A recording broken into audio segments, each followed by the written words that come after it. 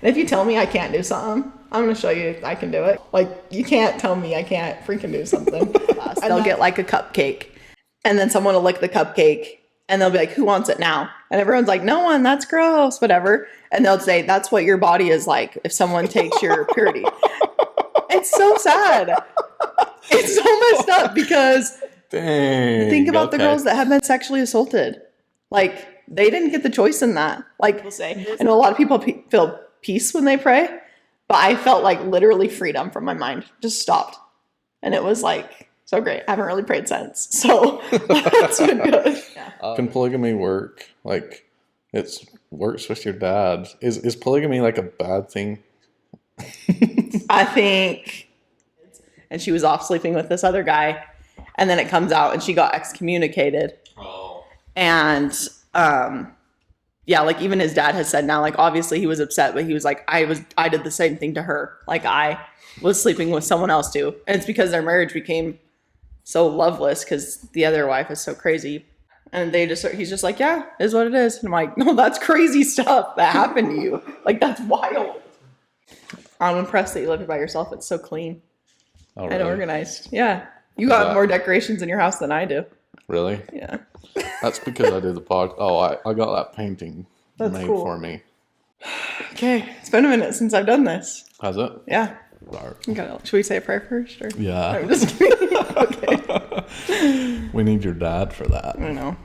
Welcome, everybody. This is a Jaden Jeffs podcast. Today, I'm joined by Addison. Addison's from the AUB, or the Apostolic United Brethren. Thanks for being here. If you want to introduce yourself and tell everybody anything you want them to know about you. Okay. Yeah, my name is Addie, or Addison. I grew up in the AUB, or the All Red group. I come from a family with 3 moms and 21 kids. My dad has 18 girls and 3 boys. And I'm now married and have since left. But that's the start of my story.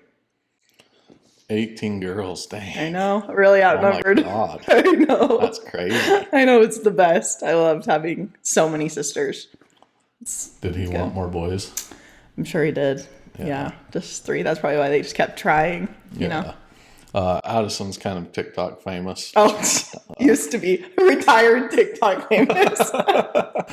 Yeah, I sat there and like scrolled your TikTok for like an hour before you came. Oh, that makes me nervous. I did used to post a lot on TikTok. I really since haven't, and I've started posting other things, which I'm sure you've seen. I haven't posted about polygamy in a while, but that's really how like my talking about this like blew up. And then I was like, oh, people are obsessed with this. Like I want to talk about it more and like share more about it. So that's how it started. Did you start posting other stuff because you got tired of it, or? Yeah, I think so. And it's just hard to like, there's only so much that you can like tell or talk about before it like starts bleeding into other people's lives. And I was like, I don't know how much I want this to be my whole personality. Like, what else do I want to talk about? What else is there like of me, you know? Yeah, so, for sure. Yeah. Sometimes I get tired of talking about it too. Yeah. But I talk about everything on my podcast, you know? That's true. So. Like, I feel like it's like a piece of the story, but you're like, there's so much more that you can talk about. So much more that's like you and things that are interesting to you. Yeah. For sure. Yeah. So what would you say the difference between like the AUB and the FLDS is? Because I talked to Mel and Corey. Yeah. And I also feel that the guys over there in the AUB are quite a bit like in the FLDS. Yeah. We were talking before. I told you how I met this one guy that we were renting the house from. And he reminds me so much of he reminded me a lot of an ex-FLDS guy. He's like, he's Mormon now, but he's just like super closed off. You know, these AUB guys, they're super closed off. But what do you think the biggest differences between the AUB and the FLDS are? Yeah, I feel like they are very closed off, very like almost like business minded, and just like, I don't know. I feel like the biggest differences are like, we would always say like we're the more modern group of polygamists. Like when people would ask like, oh, like FLDS, I'm like, oh no, not like them. Like they dress very modern. Like you probably have met someone in the AUB and you didn't know. Like they dress similarly to me, but just very modest. They don't have to wear dresses every day. Can they wear that exact? No. Oh, okay. You gotta you gotta cover these arms up. Yeah. It's like collarbone, up to your collarbone, your wrists and your ankles need to be covered. Like you can wear jeans and like, you know, long sleeve t-shirts and things like that. You don't have to have your hair a certain way particularly. So you can't even wear a short sleeve shirt? No, not if you have garments. Oh. So, yeah. Okay. Up until you get the garments, depending on your family, you can wear short sleeve shirts like I could. We couldn't really wear like short shorts. Once I started wearing tank tops, my family was like, "Ooh, you probably shouldn't be doing that." But yeah, I was a little rebellious. So yeah, I feel like those are the main differences. And then obviously they have like different prophets, different leaders, and things like that. But a lot of it is very similarly. But they use that to compare a lot. Like, well, you have freedom that they don't have. Like, you get to do these things. You get to choose who you marry. You get to, you know, all these things. And it's like, yes, but it's still so similar. It's still so. Like the fundamentals of it, I feel like are very, very similar. Yeah, they are. Yeah. Well, my grandfather and Ruth and Arad were pretty good friends. Yeah. When they were alive, and then he got killed. Mm-hmm. You know, so I think that was kind of the end of the relationship between the FLDS and the AUB. Yeah. Do you think it used to be like a close relationship between them? Yeah. Like a lot of them used to be friends and like know each other, and it was just kind of more cordial, I guess. Yeah. Yeah. Well, even the FLDS is, to me, the AUB and the FLDS, they're like they were very reasonable men in charge. Like my grandfather, I guess maybe not totally reasonable, but It's starting to get a little crazy. Yeah. But then, like the Kingstons, those guys are crazy. Yeah. They're fucking out of their minds. They're doing some weird stuff. Yeah. And I guess my dad was that way. Yeah. And I don't know if the AUB will get to be that way. Yeah. But they probably will, like, at some point, lose their fucking minds. Well, I just think it progresses. Like, I think each prophet that has come into place, like, has had their issues. But, like, the prophet now is, like you were saying, Melanie, her dad. And I've heard some crazy things about it. He's, like, got a terrible temper. Like, all these things that he's done. The prophet before that was accused of child molesting. I don't know if I can say that. Oh, yeah. And it's just, like, it just keeps continuing. Like, how can you, what I have the hardest time with is, like, how are you putting men in authority that have done these things? Like, how are you being like, I'm going to trust you with my life. I'm going to let you tell me what to do, when they're not good people. Like, they're doing terrible things to people. They're doing terrible things to women and children. And that's who you want, like, dictating your life and, like, telling you what to do. Like, that's who you truly believe is speaking to God. Like, that is crazy to me. Crazy. When you grew up, did your family all live in the same house? Yeah. Like all your mothers? Yeah. Yeah. And it's like one big house with 3 kitchens, kind of like separate apartments. Oh, really? But we could just walk between whatever homes. So my family lived in a really nice house up here in Utah County. And then my dad felt like he was called to move down south. And so they moved, and we moved into like camper trailers. We left our nice home and moved into camper trailers. And it was bad. Like moldy, living in the middle of nowhere, trekking through the mud and snow to like bring our laundry to the laundromat. Like, it was a rough time in our lives. My dad got really sick and was in the hospital for a while. We were like so broke, had literally no money. And I'm like, why did we leave like our nice house, like our nice life, you know? And then now my parents have like rebuilt a really nice home down there. It's like completely off the grid, and they it's a lot better now. But that's how you keep it. That's how you keep it polygamist. You don't live in some big nice house and keep it polygamist. You gotta be humble. Yeah, you go down, you buy trailer houses, you buy RVs. Yeah. You do things in the mud.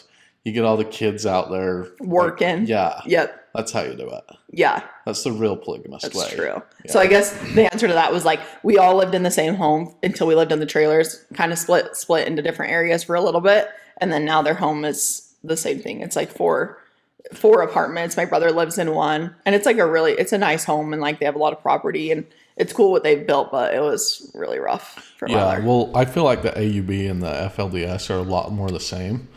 Like, I'll bet growing up, did you feel pretty loved by your parents? And yeah, I did. They didn't like beat you too much or anything. No, I feel really lucky to like grow up in a family that like I genuinely felt loved. And even now, like, I still feel loved, like, by my parents and like by my dad. My dad will call me all the time and just want to chat and like text and stuff. And I know that a lot of people don't have that relationship. So I feel lucky to feel like love. So like whenever I talk to those Kingstons, they're like, yeah, I was like always being beat up by my parents, and I didn't know who my dad was and all this stuff, and they feel like the FLDS is like worse than they were. Yeah. But that's what I tell people. Like the FLDS and the AUB, they're the same thing, except my dad kind of went off the rails. Yeah. And the Kingstons are fucking crazy. Yeah. You know? I think that totally, it's like they like beat their kids all the time and lock them in rooms, and like they're the ones that are really crazier. I mean, my dad did crazy things and stuff, but and I'm not defending him in any way. Yeah. But it's different. And I think what you mean too is like you felt loved by like your mothers and like the people in your life. Like I felt like that too. And I know that it still does happen. Like there's still abuse happening. There's people that abuse their kids everywhere, sadly. It makes no sense to me. Like now that I have a child, I can't even imagine ever spanking him. Like he gets hurt and it's like the saddest thing ever. I'm like, how could I be like, let me inflict pain on you? Like to show you I love you? Like that makes no sense to me. I just don't understand. I don't know. How do the people in the AUB get married? Do they date or just get appointed marriages? Yeah. So usually it starts out as like you become like interested in someone, and then you start praying about, this is what you're supposed to do. This is not what I did. Okay. You're supposed to like start praying about them and see if you have a testimony of them. Then you would go to the priesthood council or the prophet and ask them. And then if they say yes, then you go to that person's dad. The guy would go to the dad and say like, I'm interested in your daughter. Then they both pray about it again. And then they would start courting. And then from there, it's usually like a quick engagement and you're married, within a couple months is what you're supposed to do. I see. Yeah. But you didn't know who you were going to marry, or nobody had ideas about getting you married like when you were really young or anything. No. Yeah. No, which is, I feel lucky. It's pretty open in the AUB. Yeah, I would say. I think it's open, but it's also kind of conditioned too to like, you're just meant to grow up and get married, and like you should want to be a second wife, and like that is just so normal to be like even now, like I'll hear my nieces talking about things, and this is something that I struggle with, is like seeing the cycle repeat of them just be like, oh yeah, I would be fine being a second wife, and like I'll court this person, and I'm just like, no, like it like makes me so sad. I'm like, there's just so much more. Like you think that's normal, like you think that's all that love is, until you actually fall in love with one person and you're just like so devoted to one person. And it's just sad because you'll never get to experience a lot of things. If you're a second wife, you'll never get to know like what it's like to just like be their one and only and like have them home every night. And in the past, like my sisters have made comments to me, like I was going to stay down at my family's house and I was like, oh, I want to go home. Like I miss Mark, my husband. And she was like, you see him every day. I'm like, I like sleeping in the same bed as my husband every night. I'm sorry that you chose not to do that. Like I am so in love with this person that I want to be with them every day. And sorry you don't get to, like, but it's a decision that they make. Like it is a decision and it's free will, but it is very coarse. So like, well, you're supposed to do this. Like this is what you're supposed to do and what you're trained and brought up to do. So do they use the internet and everything? Yeah. Everybody. Yeah. Social media. Everybody has a phone. Everyone has a phone. Mm-hmm. Does polygamy last like that? Sometimes. I think it does. I don't know. They do have like social media and they're more like, I don't know, public in ways like that. Like Christine from Sister Wives, she was my primary teacher growing up for a while. Can you tell me kind of what Sister Wives is? Because I've never watched it. You've never watched it? No, I just it would piss you off. Sometimes I just have a hard time like watching polygamists. Yeah. Like I have watched most things about polygamous people, and then I also do this podcast, and so like you get a little burnt out with it. Yeah. But just like tell me kind of what it is. And Sister Wives is a family that is from the AUB. They're the Brown family. Cody had like 3 wives at the time. Yeah, and then he got married again to another wife, Robin, who had already had a couple kids. And they started this TV show to show people like, oh, polygamy's good. Like, this is what a happy family looks like. This is normal. And when they started this, it was like... You mean like somebody talked them into doing a TV show about how their lives? Yeah, now there's like 19 seasons, 18 or 19 seasons of it. Like, it's gone on for a very, very long time. And there was a big like uproar in the church when they started doing that, because you're not supposed to tell people. In the AUB? Yeah. Oh. You're not supposed to tell people that you're polygamous. So they're like, what are you doing? Like, now these people are going out and Anyway, so they have just a TV show. Let's like follow their family over the years. Now their family's completely split up and broken up. Happens. But yeah, for a while there, they didn't say that they were from the AUB. They were just saying like fundamentalists, polygamists or whatever. But so a lot of times when people will ask me like, oh, you're from polygamist or like the FLDS, I'll say, no, it's like the sister wives. And then they're like, oh, okay, I know what you mean, so. Okay, but that is what happens when you get too much publicity. I think so. That ends up splitting it up. Yeah, splits up, opens your mind up a little bit, and then you're like, oh, this is kind of messed up. I recently read Christine Brown wrote a book. I think it's called Sister Wife. Is she kind of like one of the main ones or something? Yeah. Okay. And she's like since left and is remarried, but I really resonated with her book a lot because she was talking about how like growing up, I think it was her dad or her grandpa that had gone to jail for being a polygamist. And I remember feeling the same thing. And she talks about how like you're born to lie, like you're taught to lie. And I don't know if you guys ever feel like this too. I know that maybe in the FLDS, it's more obvious that you're polygamist, but like we were told to lie to people. Like if anyone asks you if like who your siblings are, like I have a sibling that are born in the same year as me, a brother and a sister. So there's 3 of us, one from each mom. I'm sure that happens a lot in your family too, like multiple babies in 1 year, right? Oh yeah. And people are like, oh, how are you siblings? And so you're like, oh, this is my cousin. Like we would always say, this is my cousin or this is my friend. And you're never, ever supposed to tell people that you're from a polygamous family. And it teaches you to lie. Like if you can't even be like authentic about who people are in your life, you're just literally taught from a young age to lie to people. And that's something that is like never sat well with me. It's like, I don't want to lie. Like I want to be honest about people and who my family is. And so yeah, she talks about that and how scary it was. Like, but what if they find out? Like, we'll get in trouble, and then it will be your fault if we get in trouble with this. And so the first time that I made a TikTok that had like blown up, and it was about saying like, oh, like if this is what you think that like polygamous girls normally look like this is what I look like, and like I grew up in that too, and like they dress normal, and like you don't always have to have your hair braided. And I'm sure that you've met someone that's a polygamist, and it blew up like literally overnight. And I was like, holy shit, like I'm gonna be in so much trouble. So I like sent out a group chat to my family, and I was so scared. I was like, I'm so sorry. Like I made a TikTok video. It blew up. Like, please don't be mad at me. Cause that was the first of like, oh, I'm telling the family secret. Like even when I got my first job at 16 and I told my boss that, cause I felt like I had to confess it. I was like, I have to tell, like, they're going to find this out about me and I'm going to be like in trouble or something. And I was like shaking, crying, going into his office. I was like, I just need to tell you I'm from a polygamous family. He's like, okay. It's just like no big deal. And I was so scared because I was like, my family's going to go to jail. Like something bad is going to happen because it's been, like illegal at some points in Utah. And I've always hated that, like having to lie about who I am.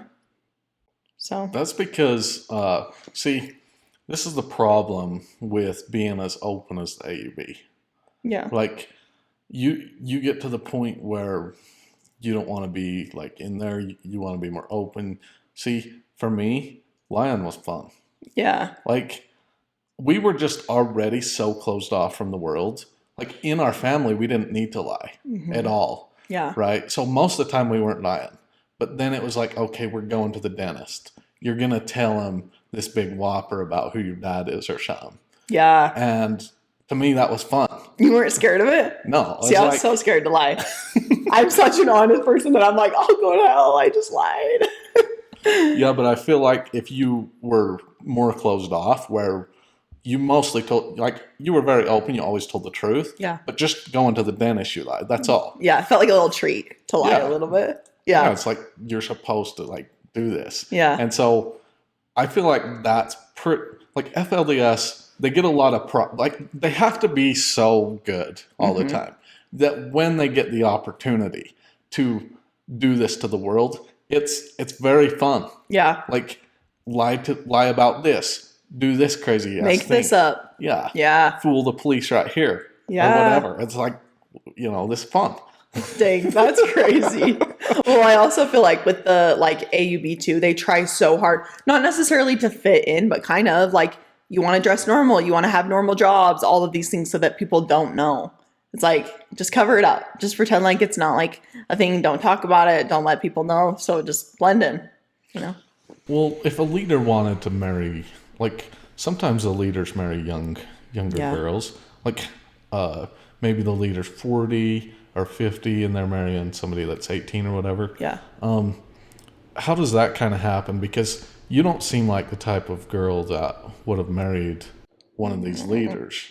So is it maybe it's your dad is a little bit too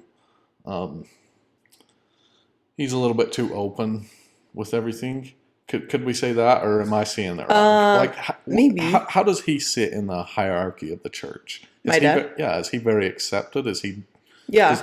Okay. I think my dad's a very good guy, but he thinks for himself a lot. Like I don't think he's one that would go along and just like do whatever to an extent. I think what you're saying with like these older prophets or people in power that marry the younger girls, I think it's a lot of coercion and like even grooming from a very young age of like how you've talked about how like when the wives would get to marry your dad, it's so special. Like you're so lucky to be a part of this. It's like you're groomed to think that. Like I luckily was never thought that. I'm like, that's gross. Like you're literally old. I would never marry someone old like that. Like I don't know. I don't think that my dad would have let that happen, but I do have a sister that's married to someone quite older than her, so maybe.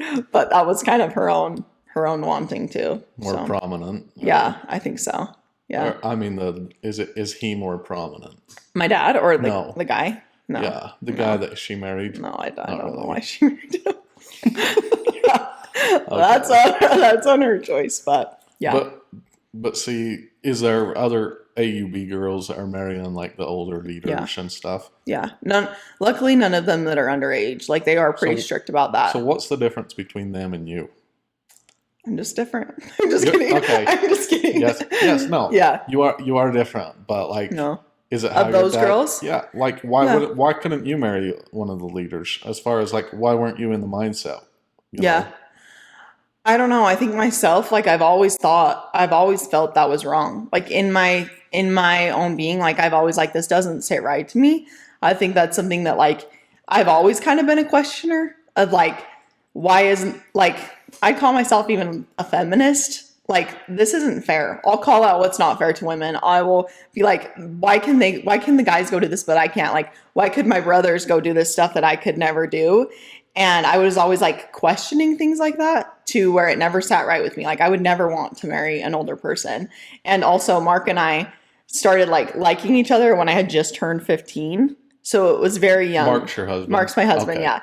It was very young that I was like, oh, I have a crush on this boy and I like him. So I want to marry him so bad. So I feel like I also never got to a point where I was like 18 or 19 and was like, oh, I just really, really want to get married and like really, really want to be part of this. I had already kind of like gone off and was like, I know I'm going to marry Mark. And we kind of grew through that together.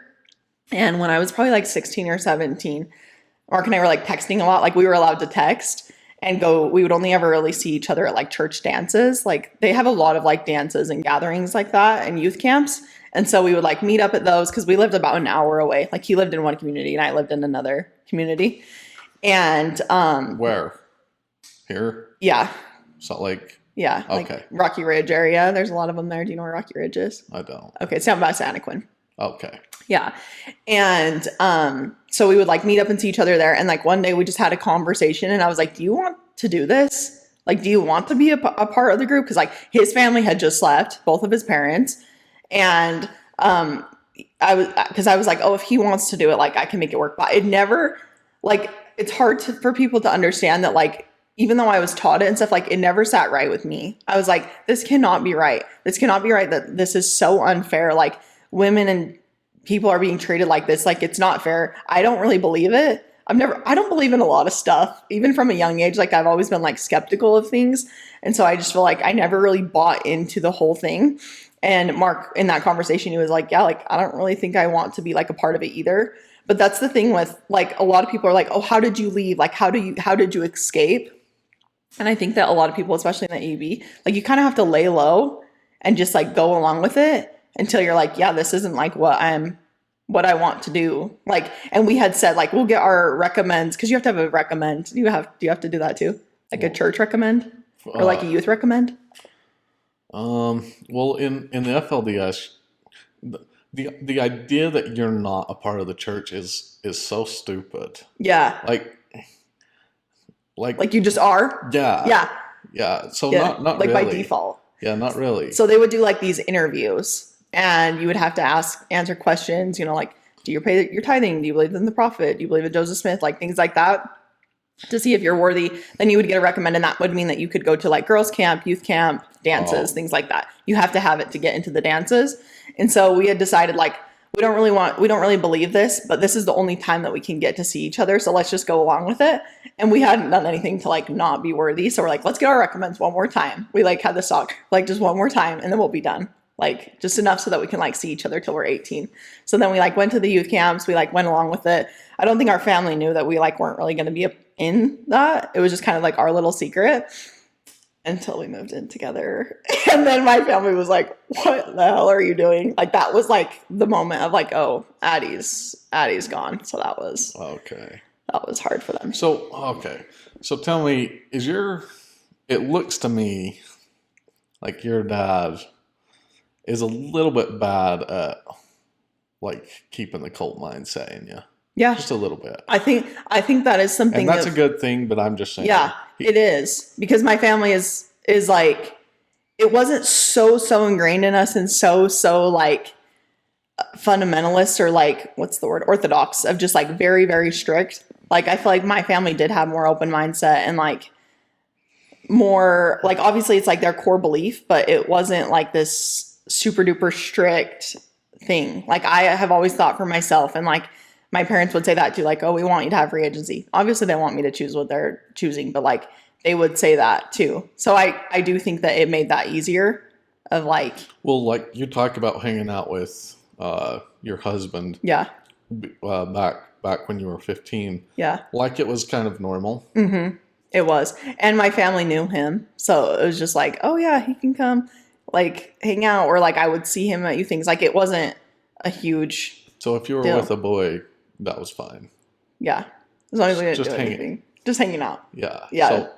So you had a bunch of girls in your house, and they would just kind of invite boys over, and you guys would just hang out. Yeah, kind of. I mean, obviously with like strict rules, like he had to ask my dad, like if we could start getting to know each other, if we could hold hands, and then like things like that.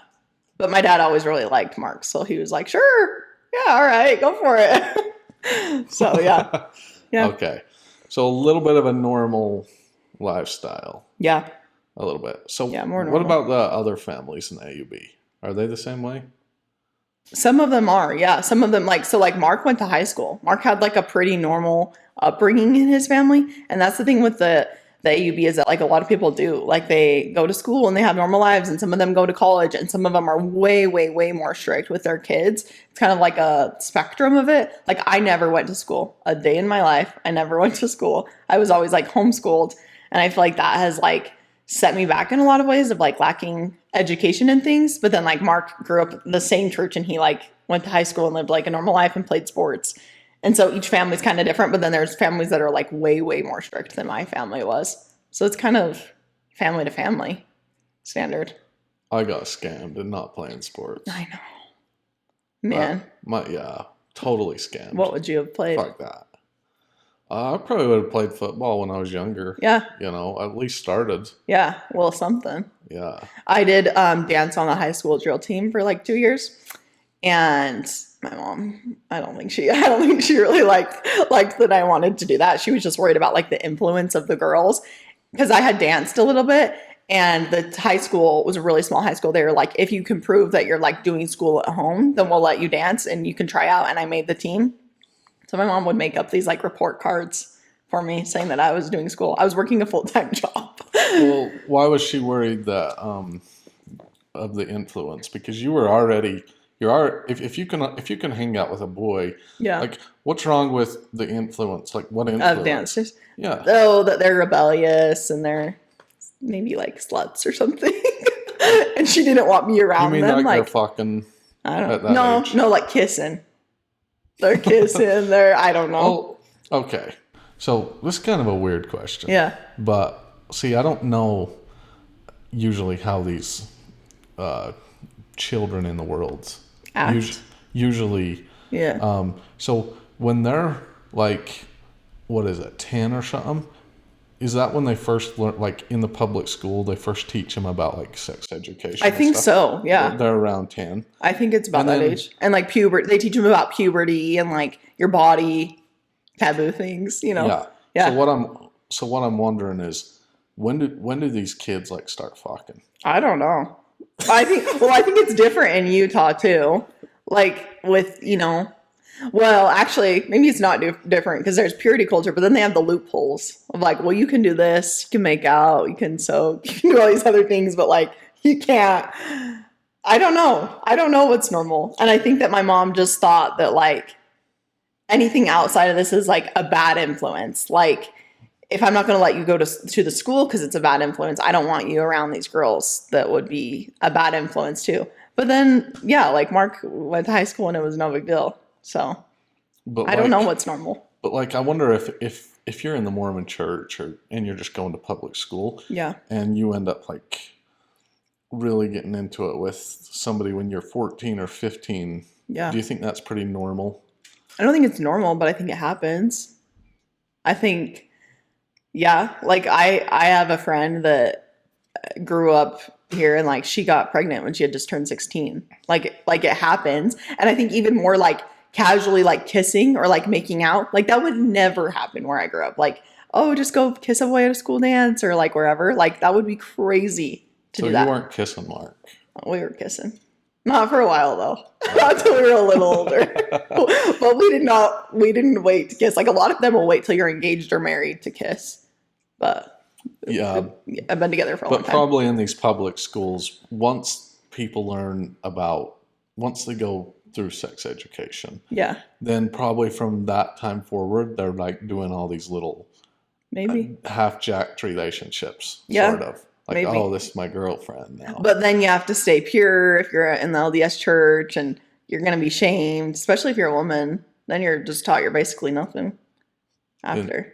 In the AUB or? In the AUB and in the LDS church. Like, have you ever heard of like the chewed bubble gum or the licked cupcake? No. So they'll teach you, this is like a lesson in girls class. They'll get like a cupcake and like, who wants the cupcake? And everyone's like, AUB me. Or? Both. I've heard this story from the AUB and from the LDS church, the same lesson. And then someone will lick the cupcake and they'll be like, who wants it now? And everyone's like, no one, that's gross, whatever. And they'll say, that's what your body is like if someone takes your purity. It's so sad. It's so messed up because think about the girls that have been sexually assaulted. Like, they didn't get the choice in that. Like, this happened to them without their consent, and now no one's going to want them because they're gross. And they're using that analogy to say, stay pure so that your husband wants to be with you. It's like, well, what if that wasn't your choice? Like, it just puts so much shame on women of like, your body is gross. You're responsible for men's thoughts. How you dress is what's going to happen to you. Like, what men are going to think of you. And that is so upsetting to me because men can be responsible for their own freaking thoughts. Like, I hate that. I hate that analogy. They lick the cupcake. So it's gross. Like the teacher licks it or something? Or chews up a piece of gum and then is like, well, who wants the gum now? Because it's used. Oh, I see. Yeah. It's like, no, let's not teach women that their bodies are disgusting and that they're useless and worthless after this. Like, it's so, I hate that so bad. Yeah, I didn't know that. Yeah. So then it's like, yeah, you want to go, like, you learned about these things and you want to go do it, but then there's like the purity culture of it. And I think that sticks with you for a long time. Like sexual shame or just like being confused or like feeling like, yeah, like I can't dress like that because what if I make a man think this, or I don't know. So did they have sex ed in the AUB? No. Nope. You're just winging it. Yeah. Or learning from your parents or something. I don't know. Yeah. Yeah. So you and Mark didn't know anything about sex. You just, or maybe he did because he went to public school. He probably went to the class. I don't know. I should ask him that. Yeah. But you were just like, didn't know anything about it. No. And Mark didn't know what sex was. Well, I did because my mom was a midwife. And so I knew a lot about like babies and where babies come from and like things like that, but never like, not like detailed of just like, oh, you just kind of know what it is, but not like. How many siblings or does your mom or kids does my mom have? Yeah. My mom has 8. I'm the youngest and my mom's 8. Okay. Yeah. How about his other wives? 7. One has 7 and one has 7. Okay. Yeah, does that make Yeah. So like that's pretty pretty much the same as FLDS. Yeah, like big families. 8 to 10 kids. Yeah. Like those Kingstons, they're pushing 15 to 17. Yeah. Yeah. My sister just had her 12th. Really? Yeah. In the AUB? Uh-huh. It's crazy. How old is she? I don't know, probably like 40, 42, okay. Something like that. Yeah. Yeah, so she's way older than you. Yeah. I think it would be interesting to go back and talk more about like growing up and like things like that, like how. Yeah, let's do it. You know how your sister's 40? Yeah. My oldest sister is like, I think 45. Yeah. 44. Do you even know her? Yeah. Okay. We're not close. And my youngest sister is, I think, 12, 13. So there's quite a range. Yeah, when I was 5, like a bunch of my sisters had already moved out. Yeah. And then I got to be like 8 or 9, and they'd come to the house, and they're like, yeah, this is like your oldest sister. I'm like, what? And she probably has kids of her own. Oh, yeah. Yep. I'm like, you're my sister? Like, yeah. I didn't even know you existed. Yes. Like, who are you? Yeah. Yeah, that's crazy. Like, my niece is getting married next month. And I'm like, how do I have a niece old enough? Well, she's barely 18, but yeah, it's crazy. Yeah. Okay. So tell me about growing up in the AUB. Like, from the time you were 5, then take us to like when you were 10 and just like throughout. Yeah. Okay. Because I wanted to talk about kind of like my experience with OCD and like religious OCD, and I think that plays back to it. Started in my childhood. Obsessive compulsive disorder. What do you think of when you think of OCD? I don't know. You've never heard of it? Oh, I think I might have heard. Okay, the term. So is that like when somebody has to have their house perfectly clean? That's what people think OCD is. So that's what people assume. Like, this was one that people would say a lot, like, my shoes are so organized because I'm so OCD. Like, people will say stuff like that. Like, well, I don't want to touch a dirty doorknob because I'm so OCD. Like, people will say things like that. Yeah, which is common. I listened to a true crime story the other day about a guy that had to have his house perfectly clean, and then I think he killed somebody because his wife wasn't keeping it perfectly clean or whatever. Yeah, that's literally, so that's what people think a lot of what OCD is like cleaning. And so it's the obsession is like, so the obsession would be like, my shoes have to be organized. Okay. So, but then the compulsion is like, I have to go and straighten them because if I don't straighten them, something bad will happen. Or like, oh yeah. Okay. So it's like, I have to do this or else. Okay. If I don't wipe this doorknob, I'm going to get sick and then I'm going to die tomorrow. And it's very real in your head. Like, I know maybe some of the things that I'll say about OCD, especially if you're not familiar with it, you're going to be like, that's literally insane. I already know what you're talking about. But when you're living it, like the way that OCD consumed me, I don't even know who that person was. Like when I've been in like pretty bad OCD flares of my life, because it kind of will come in waves of like, it happens a lot with like change, or like after I had my son, I had a really bad OCD episode. And I'm like, who the hell was that person? Like, it's so real in your mind to the point that it's like actually terrifying. And it consumes you and it's crazy. But that's what a lot of people think OCD is. Then there's like, so the compulsion would be like a physical compulsion of like wiping something down or like straightening something. But there's like a lot of mental compulsions, which is just like reviewing in your mind, like obsessing over a thought or like replacing a bad thought with a good thought to like neutralize it. Yeah. Things like that. Or confessing is another one. Like, well, I have to tell this person this because if not, they might find out this about me or things like that. Yeah. Yeah. Tell us kind of the situation you're in when you were 5. Yeah. And then you can talk about the... Yeah, because it plays into that. Yeah. So when I actually think I was 4 when this happened. My little sister Gracie got ran over by a car and it killed her. And she was a year and a half old. Shit. And that really, really wrecked my family. Who ran her over? It was my dad's sister. It was just like total freak accident. She just happened to walk out when the car was... in reverse. And dude, there's quite a few stories about that happening. Yeah, in these polygamous families. I wonder if it happens out in the world very often. I think it does. Like I've heard stories too, but I know like a couple stories about like that in the FLDS. Yeah, too. Kids getting run over and. Well, there was this kid down there in Texas when I was growing up. This guy, he ran like loaders, like a tractor. Yeah, but it's like a loader where you scoop dirt with it. Yeah. The kid somehow ended up in the bucket. He goes and like, he went over to his house. He parked. He did something. Then he got back in the loader. he drove away, and then he went and scooped a pile of dirt. And then realized, I think one of his wives called him or something and said, hey, the baby's not here or whatever. And they were in the bucket. They were under the dirt. Sad. Well, did it kill him? No. Oh. They dumped it out. The kid was just fine. Yeah. But they dumped the dirt out, and there the kid was. It's scary. That stuff just happening. Yeah. And you do hear a lot of stories of things like that happening. Like, I've known a few kids that have been ran over. Yeah, me too. Yeah, it's sad.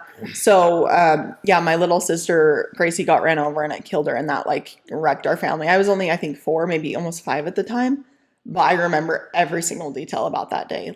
Exactly what happened, where I was, how people were acting around me. It is just ingrained in my mind. And that's partly why my family moved down south too, because it happened at our family home. And we were just we need to get out of here. We need to move on and start, something fresh. And she was just the sweetest baby of our family. Everyone was so obsessed with her, just the happiest little baby. So that was really, really hard. And I feel like my family didn't know how to process that grief and something so tragic like that. And with having such a religious and believing in eternal families, it's well, just be good so that you can have eternal life. Just be, follow all the rules so that you can see Gracie again in heaven. If you're a good person, you'll get to see Gracie again in heaven. And that really messed with my mind of I have to do everything right, or else I'll never see my little sister again, and I'll never be good enough. And I want to be with my family forever. And so that's when I feel my first thoughts of obsessing over being good enough happened. And another thing with religious OCD, it's called scrupulosity. So there's OCD, and then there's different themes of OCD. So there's contamination OCD, religious OCD, relationship OCD, and those are what your obsessions are about. So the scrupulosity, I started praying a lot, and not in a normal way of just saying your prayers. I would pray all day, every day, so that bad things didn't happen. So then I would pray please bless this person and this person, and don't let us get in a car accident, and don't let anyone get hurt, and over and over and over and over in my mind, literally all day long. That sounds dramatic, but it was all day long, every day. And I had so much fear. I was so scared of bad things happening. Were you taught to pray all the time? We were taught to pray, but not like that. That was a different level. Yeah, we would pray a lot, but this was I know it was OCD now looking back. Yes, it was good to pray and bless that people will be okay and that people won't get sick, things like that. That was normal. And I think that's maybe also what started it, is just praying, you're taught to pray. Yeah. Do you think so you're saying it kind of started when somebody died? Yeah. That's because I was scared it would happen again. If someone can just die, then maybe if I pray enough, it won't ever happen again. Yeah. Yeah. Dude, every time somebody dies, it's such, it is so heavy. So, from the time I was 0 to 15 or something, every time somebody died, you just felt like you just can't handle it. And you don't know how to process the grief of it. I feel that's, my family's gone through a couple tragic deaths like that, and it's so scary. And it's so much worse than when somebody just dies. It's, for some reason, the religious aspect of this group makes you so. It just makes it so dang difficult to deal with. I remember 4 different people dying, and it's just you can't bear it. Yeah. Well, I also think because they don't know how to process the grief, a lot of it is just well, don't think about it because you'll see them again in another life. You don't need to be sad. You don't need to just be fine because you're going to see them again. It's no, I'm deep in grief. This is a very hard, sad thing that happened. Let it be. Let it be sad and let yourself go through the grief. You don't just have to that's kind of how it felt. It's just brush it off, on, be good and move on kind of thing. So you're just this 4-year-old praying all the time. Yeah. I pray all the time too. Yeah. Still? Yeah. No. Okay. Well, I just when I was young, yeah, just over and over. And then it turned into I would have the same nightmares every single night. And that's a big OCD thing too, is repetitive, rumination about the same thing happening to me. I would be kidnapped in the same part of my yard, and the same things would happen to me over and over and over. And so that kind of continued out throughout my life. And then it turned into I have to be the perfect person. I have to be good enough. I can never do anything wrong. I could never steal anything or lie. That's why the lying was so hard for me, is because my mind told me if you lie, then you're a bad person, and then you're never going to see Gracie, and then you're never going to be good enough. It just continues down this trail of the obsession of it. Anyway, so that was really, really hard for my family. And then we moved, and I do feel I had a pretty good. When did you move? Where? When? Oh, when? 2009. So when I was 9. 9 years old. Yeah, 9 years old. And I feel like that was like a good like reset for our family, but also so hard, like moving into like such bad conditions. And it was just like a really, really hard time for my family. And it was moving from one community. So with the AUB, there's like several communities and like churches, and then you just go to wherever is closest. But they all do like the youth camps and things. It's like all of the communities together would do the camps. So yeah. So you were kind of, your family was determined to get back to their polygamous roots, kind of. Yeah. Yeah. They never left them. You're lucky that you didn't have like a more controlling father or leader, because with that kind of OCD, you'll never leave if you have the right, like, I know, if you have the right leader and stuff, you'll never leave. Yeah. Because you can't get away from that. Yeah. It's so true. And like, I just listened to David Arch. You know who David Archuleta is? I know who he is, but I don't know why.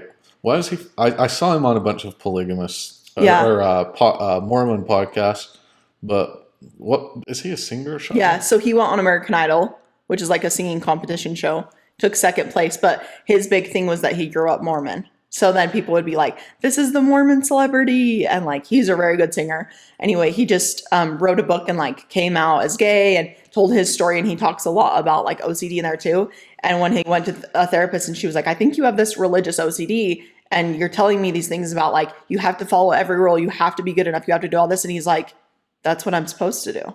Like, why are you telling me this is bad if that's what I'm supposed to do? And she's like, because it's controlling your life. Like when OCD starts to take over, like literally controlling your everyday life, that's bad. But he's like, but this is what the church told me to do. The church told me to follow every rule. The church told me to never lie, to do all of these things exactly, and then I'll be good enough. And it's like, yeah, wait, what's wrong with that?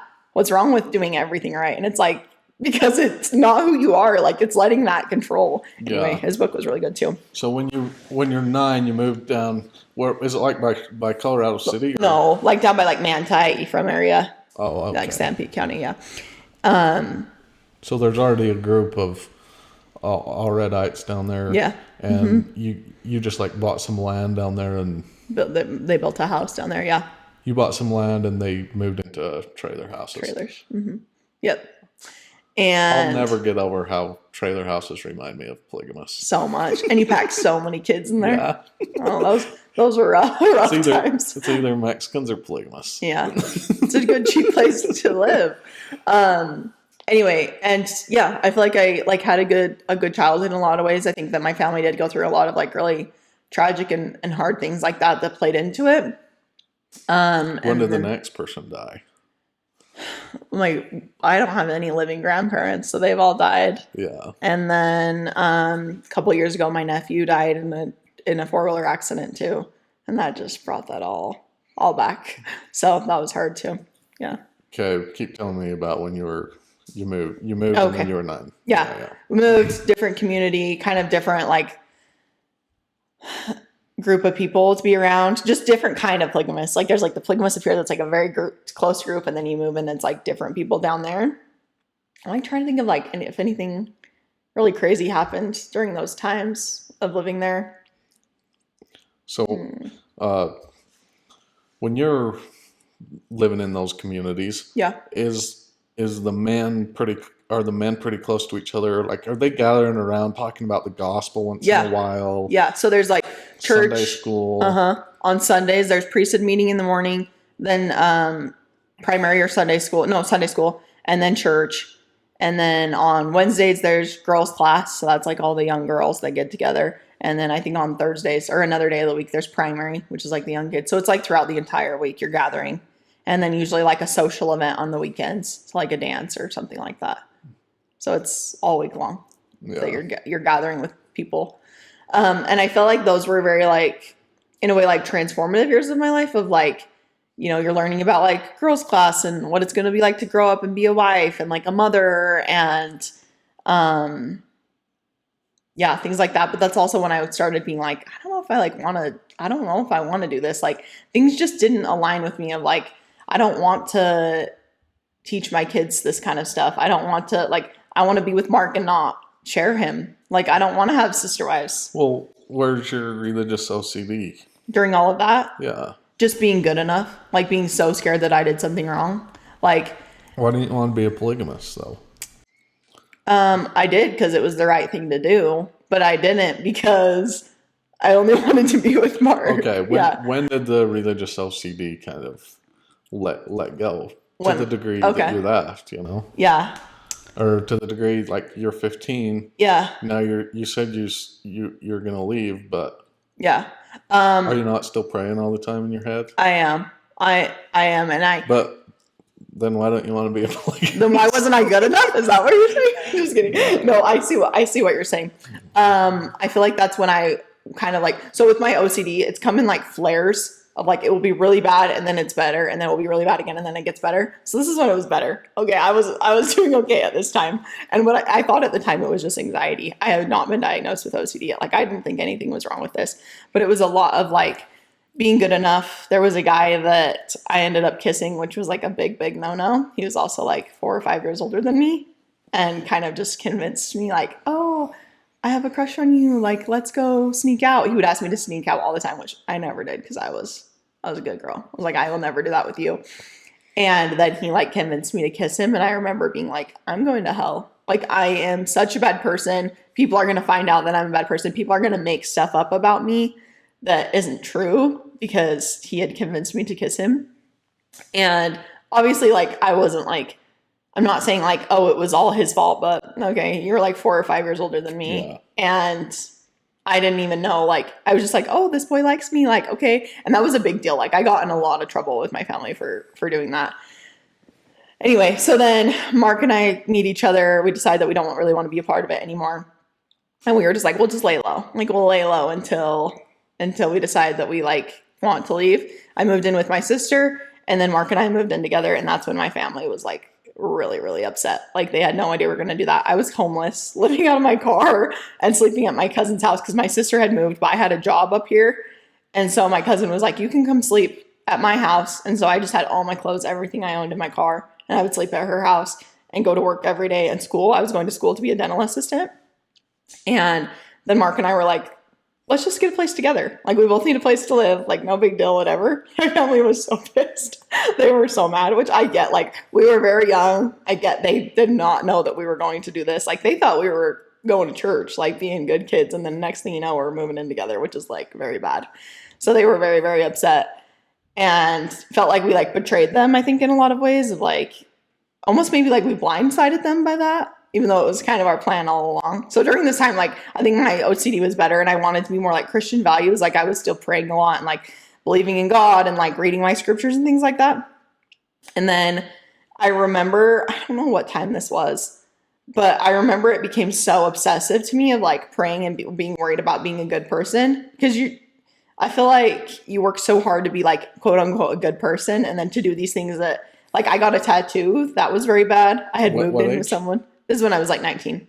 I had moved in with someone and I'm like, I'm doing things that like would make me a bad person. And I don't feel like a bad person. But if I was 8 years old and I saw me now, if I looked at me right now, not even knowing myself, I'd be like, she's a bad person. And it's because I have tattoos. It's because my ears are pierced, like stuff like that. And I remember one day I was like, I'm just going to see what it would be like if I stopped praying. Like, I'm just going to see what that feels like. And it literally, like, it took a while to break the habit of it. But that was a day that I remember feeling like freedom from my mind of like these obsessions of like constantly praying. Because nothing I was praying for was happening. None of my stuff was like, people weren't getting hurt, but like nothing good was coming from this obsessive praying. And I just remember being like, wait, if nothing's still bad, it like hasn't happened and I stopped praying, then this means this isn't true. Like, this clearly wasn't doing anything for me, you know what I mean?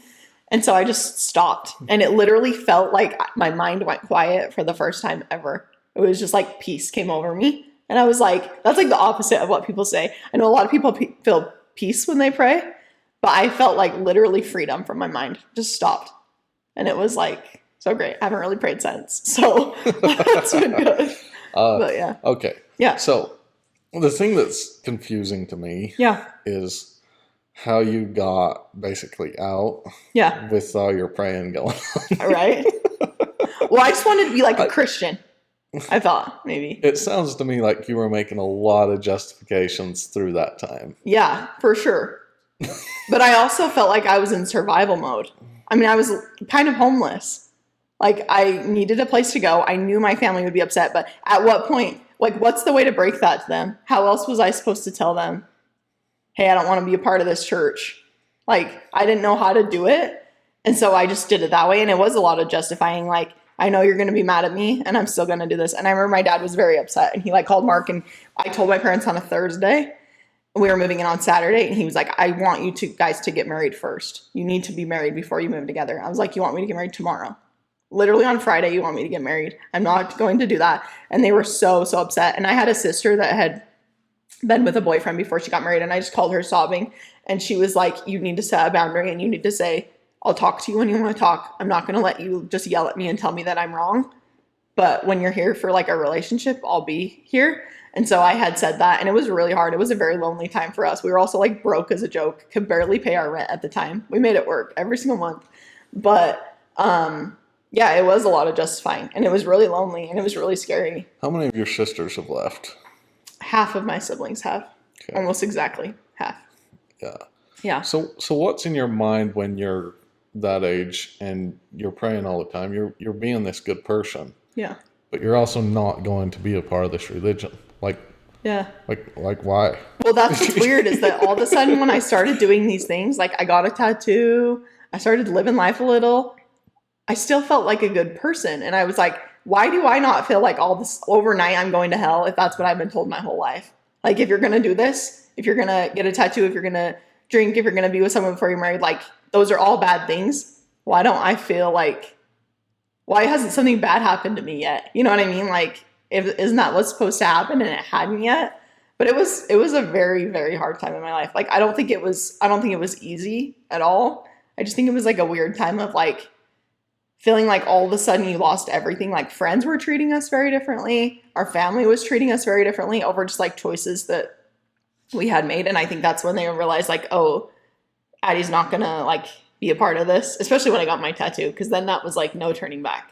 Like, that's on your body forever. You'll never be able to go into get your garments. You'll never make it into the celestial kingdom. Like, you're gonzo.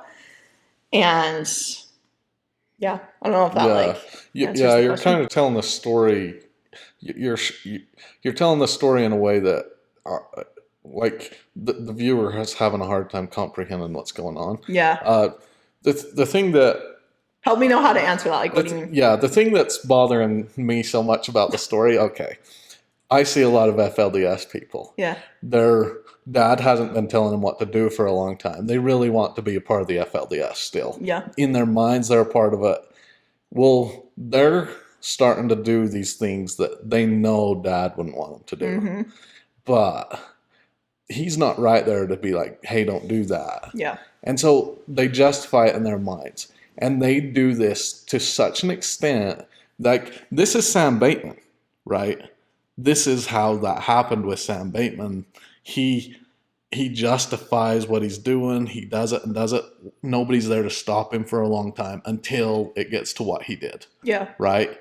And I see this, like, this is half the FLDS right now. Yeah. They're all fervent. It reminds me of you. You're like, I had religious OCD. But I have to obey. Yeah. Okay. So the reason this bothers me is because when somebody's in that state of mind, they are lying to themselves in every possible way. Like, this is why the FLDS people, when I talk to a lot of them now, they're like, we're doing this and this and this. Like, there's my uncles over here, they run these big companies and they're not paying their tithing very much anymore. They do once in a while, but they're like, every time I go talk to them, they're so loyal to the prophet. Mm-hmm. And they're just like wondering why I am saying these negative things about him. And I'm like, you're doing all these things that my dad wouldn't want you to do. You're going against the doctrine in 1,000 ways. And I'm telling the truth. I'm doing the exact same thing you are. Your life is not much different than mine. But they're saying they still subscribe. Yeah. You say you're still subscribed. I'm telling the truth about my life. You have to lie about everything. You lie about everything. Your whole mind's confused. You're fucked up. You can't tell the truth just because you have attachment problems to that situation. Yeah. And so to me, when I see your situation, one of the reasons it bothers me so bad, and I think, I'm not saying there's anything wrong with it. It's just, it looks to me like when you're in that situation, you're trying to be good. Yeah. You're trying to be a part of the AUB, but you're going to live this lifestyle, but your mind's like, I'm going to be this good person. Yeah. Don't you think there was like some kind of like lying going on? I was lying to myself. Yeah, that's what I mean. Yes, like, but like, Jaden, how else are you supposed to do it? I know. I'm not saying you should have done it different. Yeah. I just don't think. I think the viewer doesn't understand what was going on in your mind. Well, I think it's like, it's so hard to just flip a switch and forget everything you once believed. Right. It's like, well, I want to go do these things, but like, I've been taught my whole life that I have to do something else. So like, you can't just overnight, never mind, I don't believe any of it. Like, I feel like it is a gradual thing. So you do have to lie to yourself. I did have to justify like, well, I have to move in with my boyfriend because I have nowhere else to live. When really, like, I just wanted to live with him. Like, obviously you have to do things like that. I don't feel like there's a right way to just leave it. It's very complex and hard. And I was also very, very young. Like, yeah. Well, I did the same thing when I was leaving. Yeah. So I'm not saying it's wrong. I just don't know how else people are supposed to do it. I know. I'm trying to understand how it went down. Yeah. Like, at what point did you realize, okay, I'm lying to myself about this? You know, because I think that point matters. Like, when you move in with your boyfriend, like, what is your thought process? Is it like, I can do this and it's right because no, I didn't think it was right.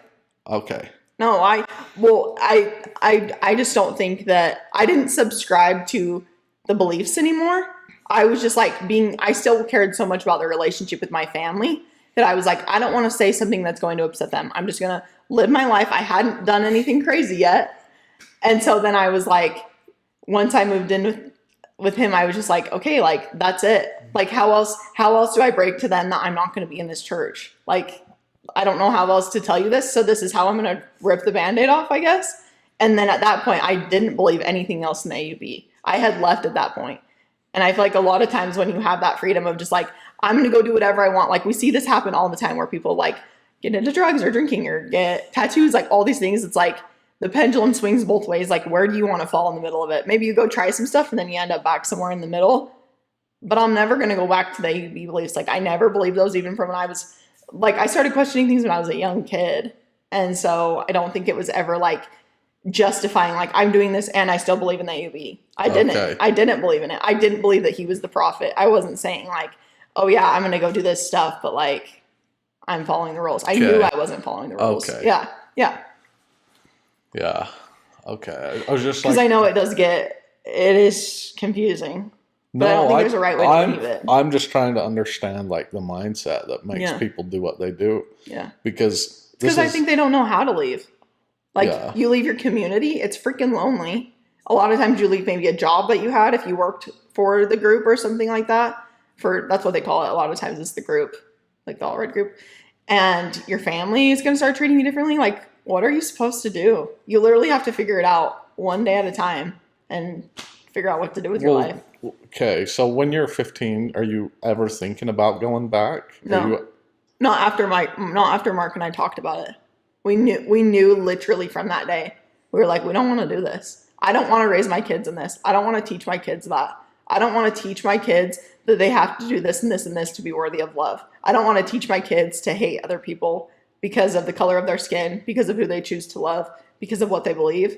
Like, all of those things, I feel like I've always known that to my core of like, I will not continue this cycle. And a lot of people, same thing with the LDS church, they'll be like, well, you just left because you wanted to sin. You just left because you wanted to drink. It's like, no, I left because that's not the life I want, not only for myself, but like for my kids. Like, I want to live a life that is so authentic to me, not because someone else told me to do it, not because someone else told me what to believe or because that was what I was raised in. Like, what do I want to do? Who do I want to be? And like, what like Mark do I want to leave on this world without like a man telling me what to do? I will not let a man tell me what to do. Not my husband, not a prophet.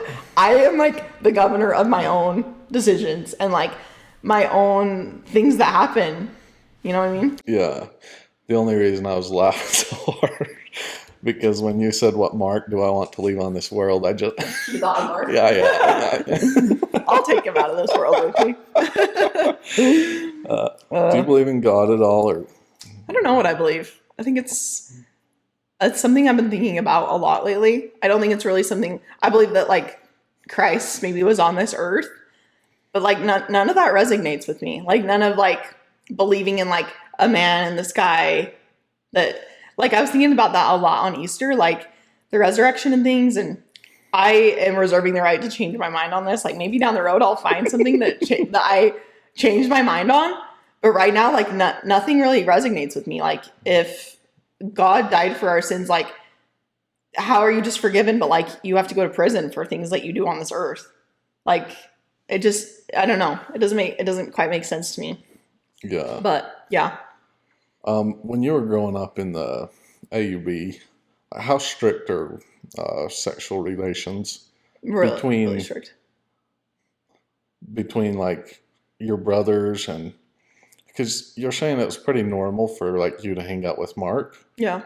But I guess, so when you were young, like if you were doing something too much, is that something they'd take you aside and be like, okay, you can't be doing this? Yeah. Like is this something they put you in your room for a couple hours if you do something wrong? Like how strict is it? Or I know you only had a few brothers, but you were in the community. You like see all the other families and how they're doing it. Yeah. I think it's pretty strict. Like for example, when I got in trouble for that guy, me kissing that guy and I kissing. I feel like he kissed me, but I got in trouble for sure. Like my parents were very upset. He didn't really get in trouble because he's a guy, and he went to high school, so he had kissed other girls too, but like that was a big deal because a lot of them, like I said, you either don't kiss till you're engaged or married, so it's like you're not really supposed to be doing those things. I feel like it is pretty strict. Like even when Mark and I started holding hands, like he asked my dad if we could hold hands, and I mean teenagers are teenagers, like they're gonna sneak around and like do stuff, but I think it is pretty strict. I don't know, like not as strict as the FLDS, no, but quite a bit stricter than the Mormons. Yeah, maybe like in between. Yeah. Yeah. Okay. But then stuff still happens because kids are getting sexually abused. Same thing in the FLDS because you don't talk about sex and then stuff happens and you're not protecting your kids. Oh, I could go down a rabbit hole about that. Well, in these big polygamous families, it is true that the kids can start doing some crazy things. This was true before my dad's, especially. Yeah. Like all those polygamous families, they claim to be like strict with their kids and everything, but all those kids were doing a bunch of bullshit. Which is sad.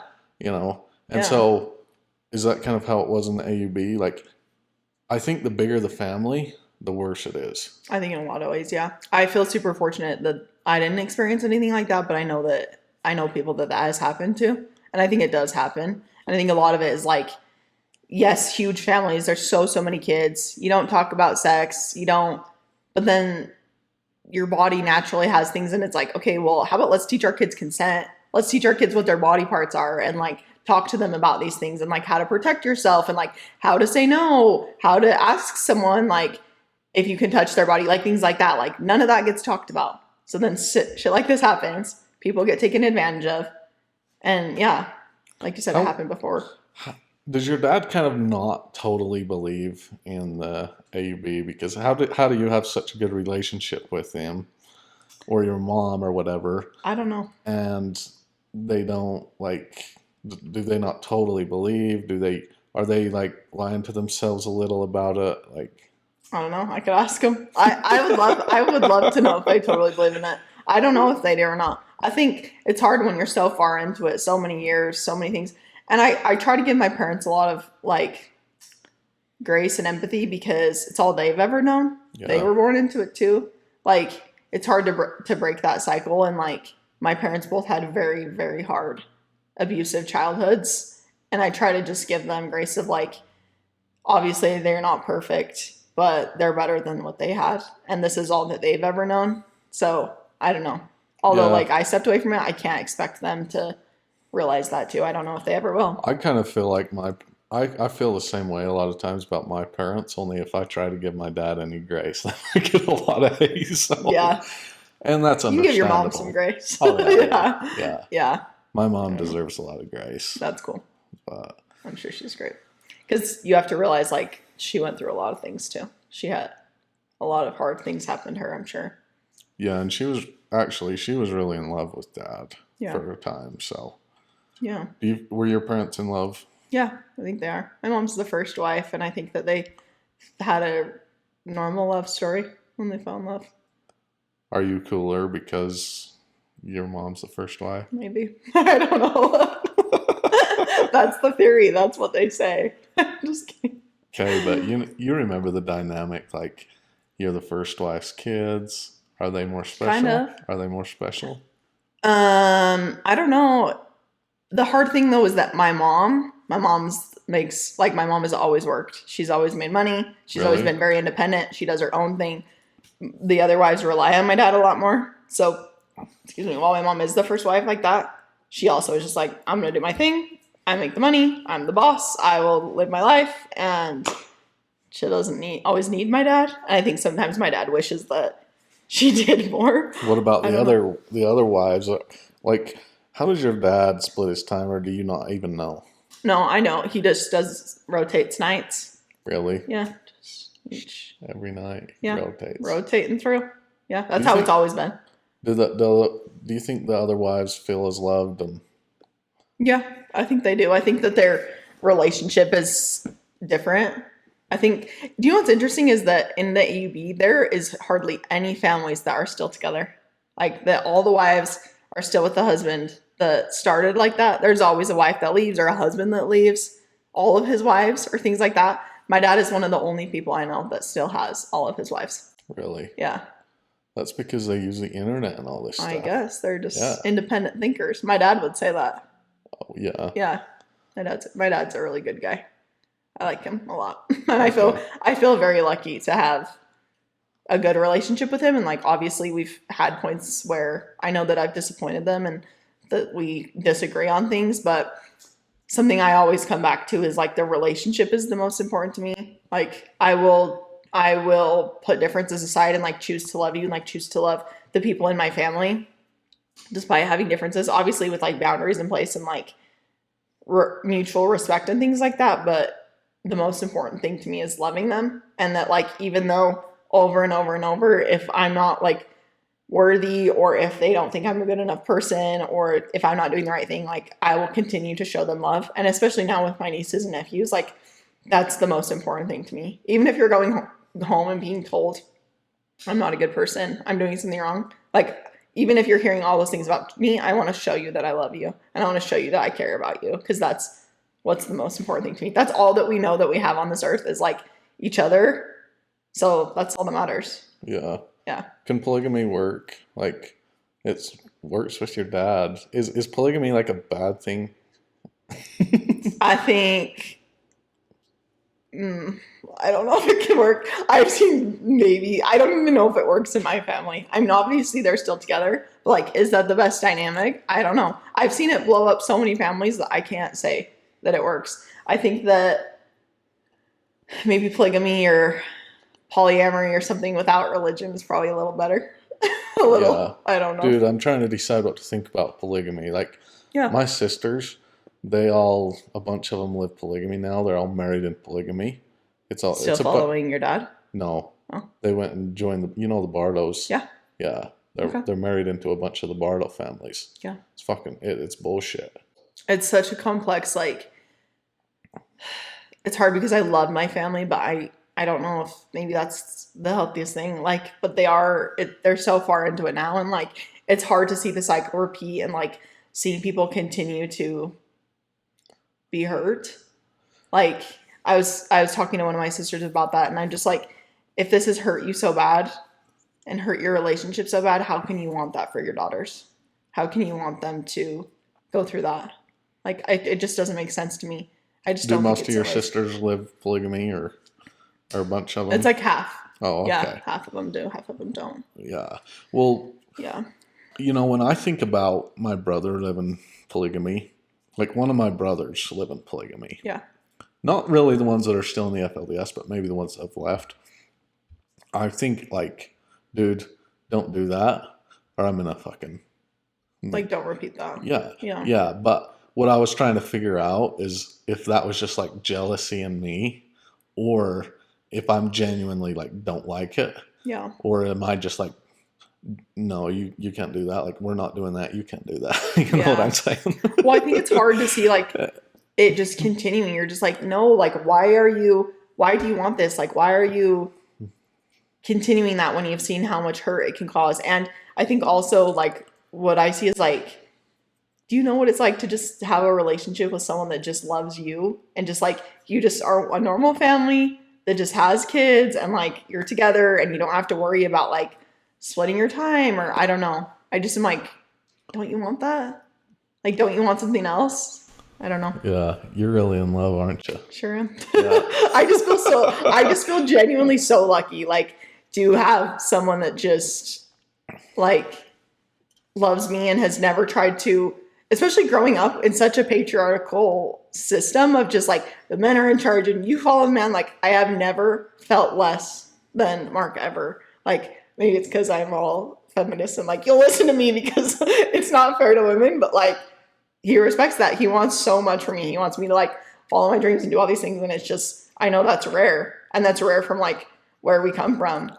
Like, it's rare to be truly equal to your husband, because especially if there's other wives, you're never going to be one unit. And that makes me sad. It's like, no, it's so great. Like, don't you want that?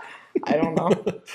Congrats on your, yeah, I can tell. I can see it. I can We've tell been together you're for really almost 11 in love. years. Yeah. Yeah. Yeah. Good. I just feel lucky, like, to just have someone that, like, respects me and, like, sees me as an equal human. Like, coming from somewhere that you're not. Yeah. You'll never be, I don't know. I want to talk about your religious OCD just a little bit more. I probably had this bad. I think you did. Like, well, something I've heard you say is, like, overanalyzing your thoughts. Mm-hmm. Why am I thinking this? What does it mean that I think this? What is it? You need to do some research on this and you'll diagnose yourself probably. But is that you try so hard to, like, find meaning in things, and, like, it's really complex. It plays into a lot of things, and it's not only just, like, religious stuff, but, like, am I a good enough person? What if I accidentally did something so bad, like I committed this crazy crime and I forgot? Like, things like that, like, those play into it a lot. And anyway, so fast forward, like, Mark and I get married, we're super happy, whatever.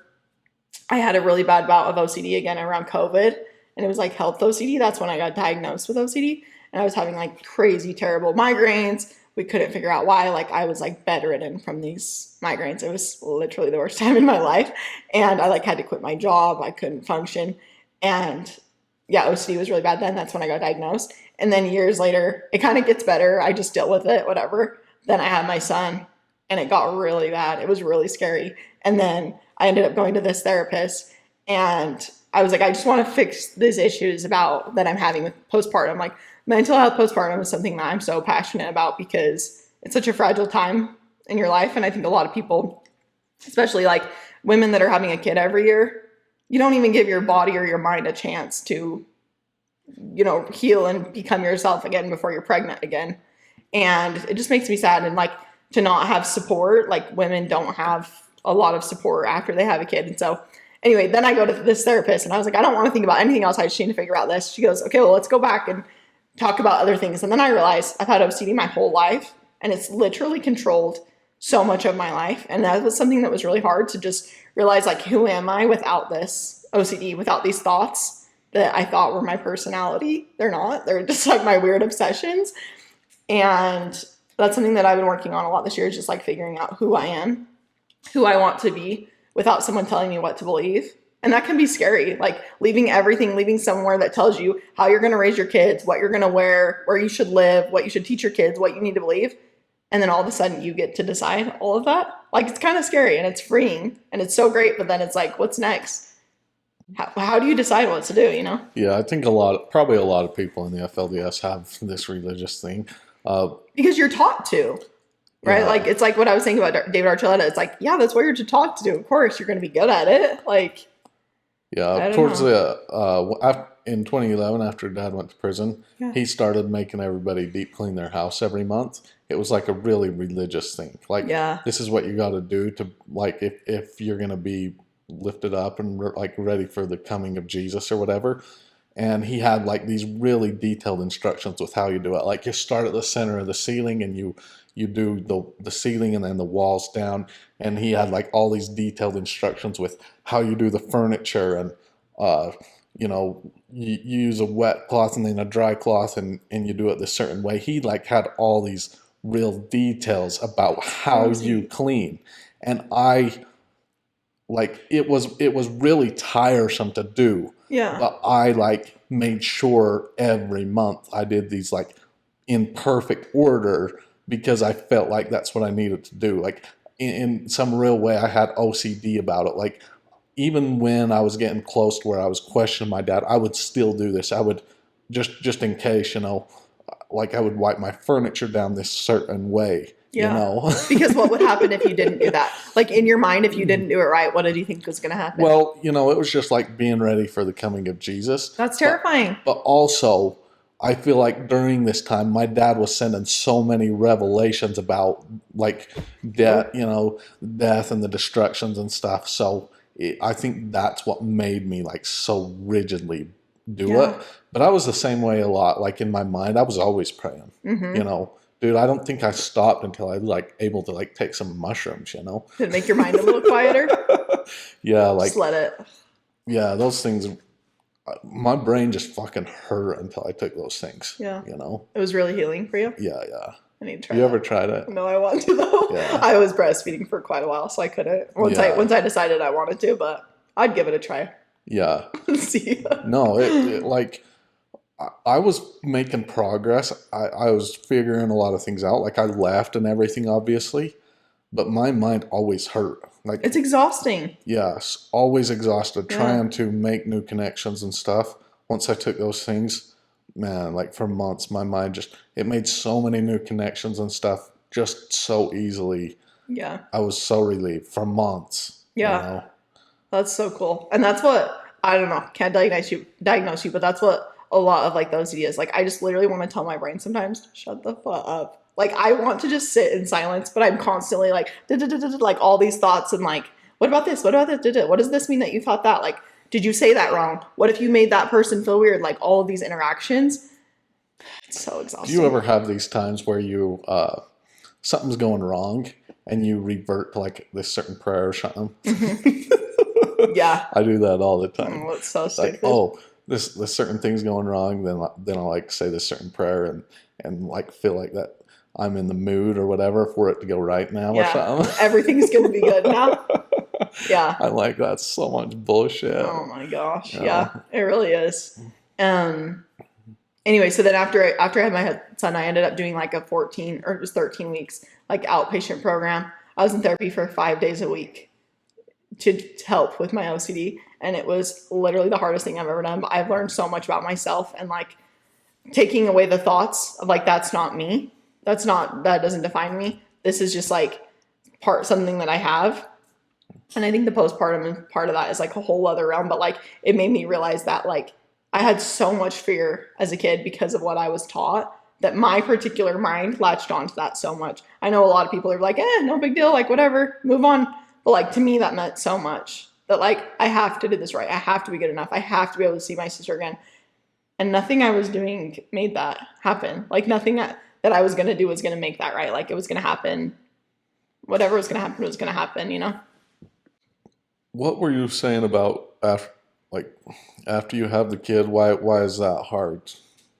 A lot of time, like how I've said, the OCD comes in like flares. Yeah. So like instead of like a lot of women have postpartum depression, I had postpartum OCD and anxiety. And I remember like thinking maybe like I was having some kind of weird intrusive thoughts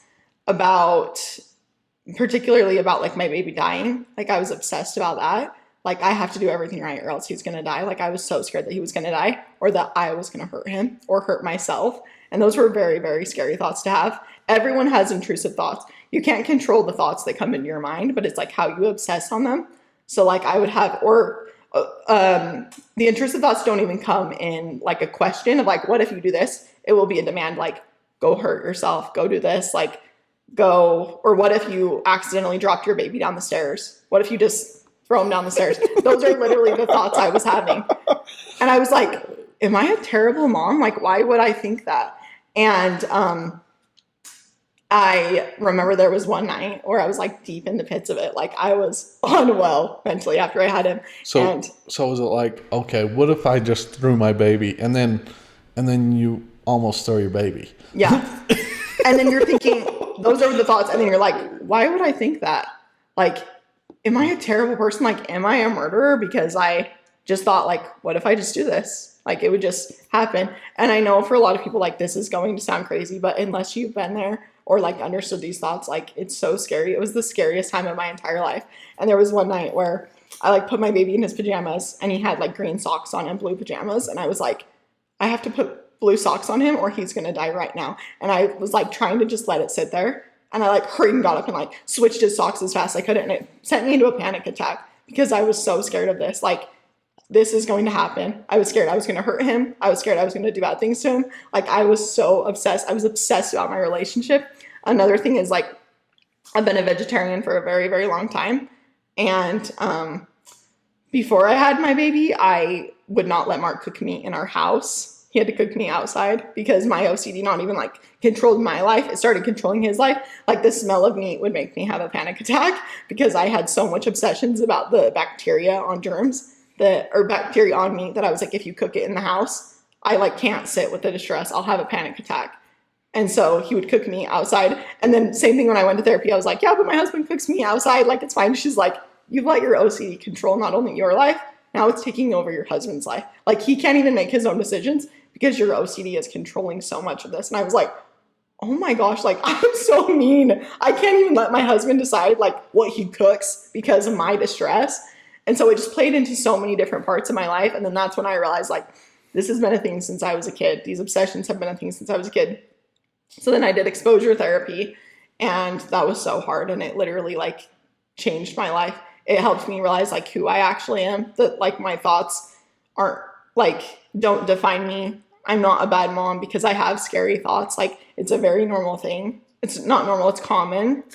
And if anyone is like struggling with this, I would love to talk to them about it. It's something I'm very passionate about. I went to like literally the best place you could ever go for therapy. And I think that a lot of people are scared to admit that, like scared to admit that I had a thought of like, what if I did something to my baby? What if I did something to myself? It's very, very scary. And you're like, people will take my baby from me. Like I'm not safe. And with OCD, it attacks what you care about the most. It like plays off of your values. Like I care so much about my relationship. So it's attacking that. I care so much about keeping my baby safe. So that's what it goes to. And it doesn't mean that you're a bad mom or like a bad person. It's just a thought. And like, you don't have to let it control you like it was controlling me. Do you still have panic attacks? Not very often. Oh, yeah. But yeah. Aren't they crazy? Crazy. Comes over you. And not only the panic, but my compulsion started turning into rage. I've never been an angry person. I will never get angry.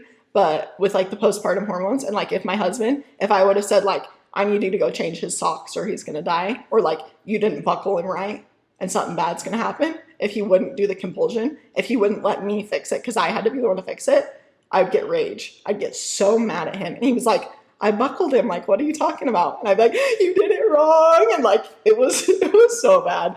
And bless Mark's heart for sticking it through with me through that. Cause it was really hard. Like he would come to the group therapy on Wednesdays and they would teach them like how to respond to the OCD. Because if you feed in it, like talk therapy is one of the worst things that you can do for OCD. Because all you're doing is talking about your thoughts. You have to take your thought and move on from it. You can't go down the spiral because you'll just stay in this loop forever. And if you do the compulsion, you're just telling your brain, oh, you fixed it, so do it again. Like you made so that didn't happen. Your prayer made so that didn't happen, so you got to pray again. And so, I don't know, it's just an interesting thing that's like played a huge part in my life and like stepping away from religion and stuff. Do panic attacks feel like you're going to die or what do they feel like? Yeah, those ones felt like that for me too. Just like uncontrollable crying. I would get really hot and shaky and just like so deep in my thoughts. I couldn't come out of it. I don't know. Dude, I used to think panic attacks were fake. Did you? Well, I thought they were just like, dude, Yeah. you get a grip on life. And I guess they kind of are. But yeah, I didn't know that they were like a real sensation through your body, you know. It is. I had my first one when I had that abscess. Yeah, because you couldn't freaking breathe? Well, no, it was like a couple days before that. Okay. But I didn't realize what was happening. Yeah. Yeah, I was just really sick, and I was sitting in there on my chair. All of a sudden felt like I was dying. Yeah, so like I didn't know it was a panic attack, but like I called 911. I thought I was having a heart attack. The medics came over here and they're like, yeah, dude, you're having a panic attack. I was like, this is a panic attack? This is ridiculous. I can't believe this is a panic attack. Yeah. You know what I'm saying? It feels like a heart attack. Like you think you're about to die. Yeah. I think that that's something that trip. You're learning a lot about is mental health. And like, because you're taught it's not a thing. It's such a real thing. It's something I care so much about. It's like, how much shame does that add to you to just be like, get over it. You had a panic attack. That's fake. You're making it up. But like, now that you've experienced it, you probably have a whole different understanding of it. Yeah, it's a trip. Like it is. After, I was kind of like, damn, you know, I don't want anybody to feel bad for me. I actually kind of thought the experience was kind of, in hindsight, it was kind of fun in the sense that, oh, damn, that like I didn't know I could feel so much like I was dying when I'm, you know, alive. Nothing's wrong. Yes. Yeah. Yeah. It kind of takes you out of it. Like one of the exposures that I had to do. So you do an exposure, you do the thing that scares you the most, and then you retrain your brain that that's not going to happen. And even if it does happen, you can sit with the distress. I had to write out like the worst day of my entire life in detail. I had to read this every day. I had to read it out loud. I had to watch videos of myself reading it. And the first time I read it, I was holding my baby, just sobbing, crying. And it's a group therapy. I couldn't even get the words out of my mouth about what was going to happen because it was like of my thoughts that this happened. And my therapist stopped me. She goes, Addie, who are you holding right now? I was like, my baby. And she's like, is he breathing? And I was like, yeah. And she's like, you're so obsessed with this like thing that you think is going to happen. Your kid's sitting in your lap and he's breathing right now. Like, pull yourself out of it. Be right here right now. Like, you just get so caught up in it. But it's a very real thing. Like panic attacks, OCD. And like, that's why when like I share these things, I'm like, you're going to think this is crazy when I tell you I've had these thoughts. But then once you learn about it, it's like, no, this is a real freaking thing. Like depression's real, anxiety's real. And like, it doesn't mean it's your whole life, but like this OCD has played such a huge part in my life. And now I see little things like ways that my parents are OCD because it's pretty genetic too. Their OCD is very different. But I'm like, it just continues. The cycle just continues. Maybe my kid will have it. I don't know. But I just, yeah, it's a real thing. And it's something I care a lot about because I don't want other moms or other people to ever feel like how I felt and feel that lonely and scared. Like I was scared of myself. Yeah. Yeah. You start wondering if you're going to do something stupid. Because your mind's telling you are. Your mind told you already did. My mind tells me every day that I ran over someone, that I ran a red light, that I'm going to hurt someone. Yeah. Dang. But now, whereas that would have sent me into a spiral, now I'm like, oh, that's a crazy thought. Like, I don't have to loop back around to see if I accidentally ran someone over. I'm just like, oh, that's crazy. Can't believe I thought that. Or just like, not like letting the thoughts control me anymore. Yeah. When I was leaving the FLDS, like it took me a long time to get through the process, but I had these mental times where I could tell I couldn't really control it, but I could tell I was almost to do something crazy. Like I was almost to take my gun or something and go shoot somebody or something.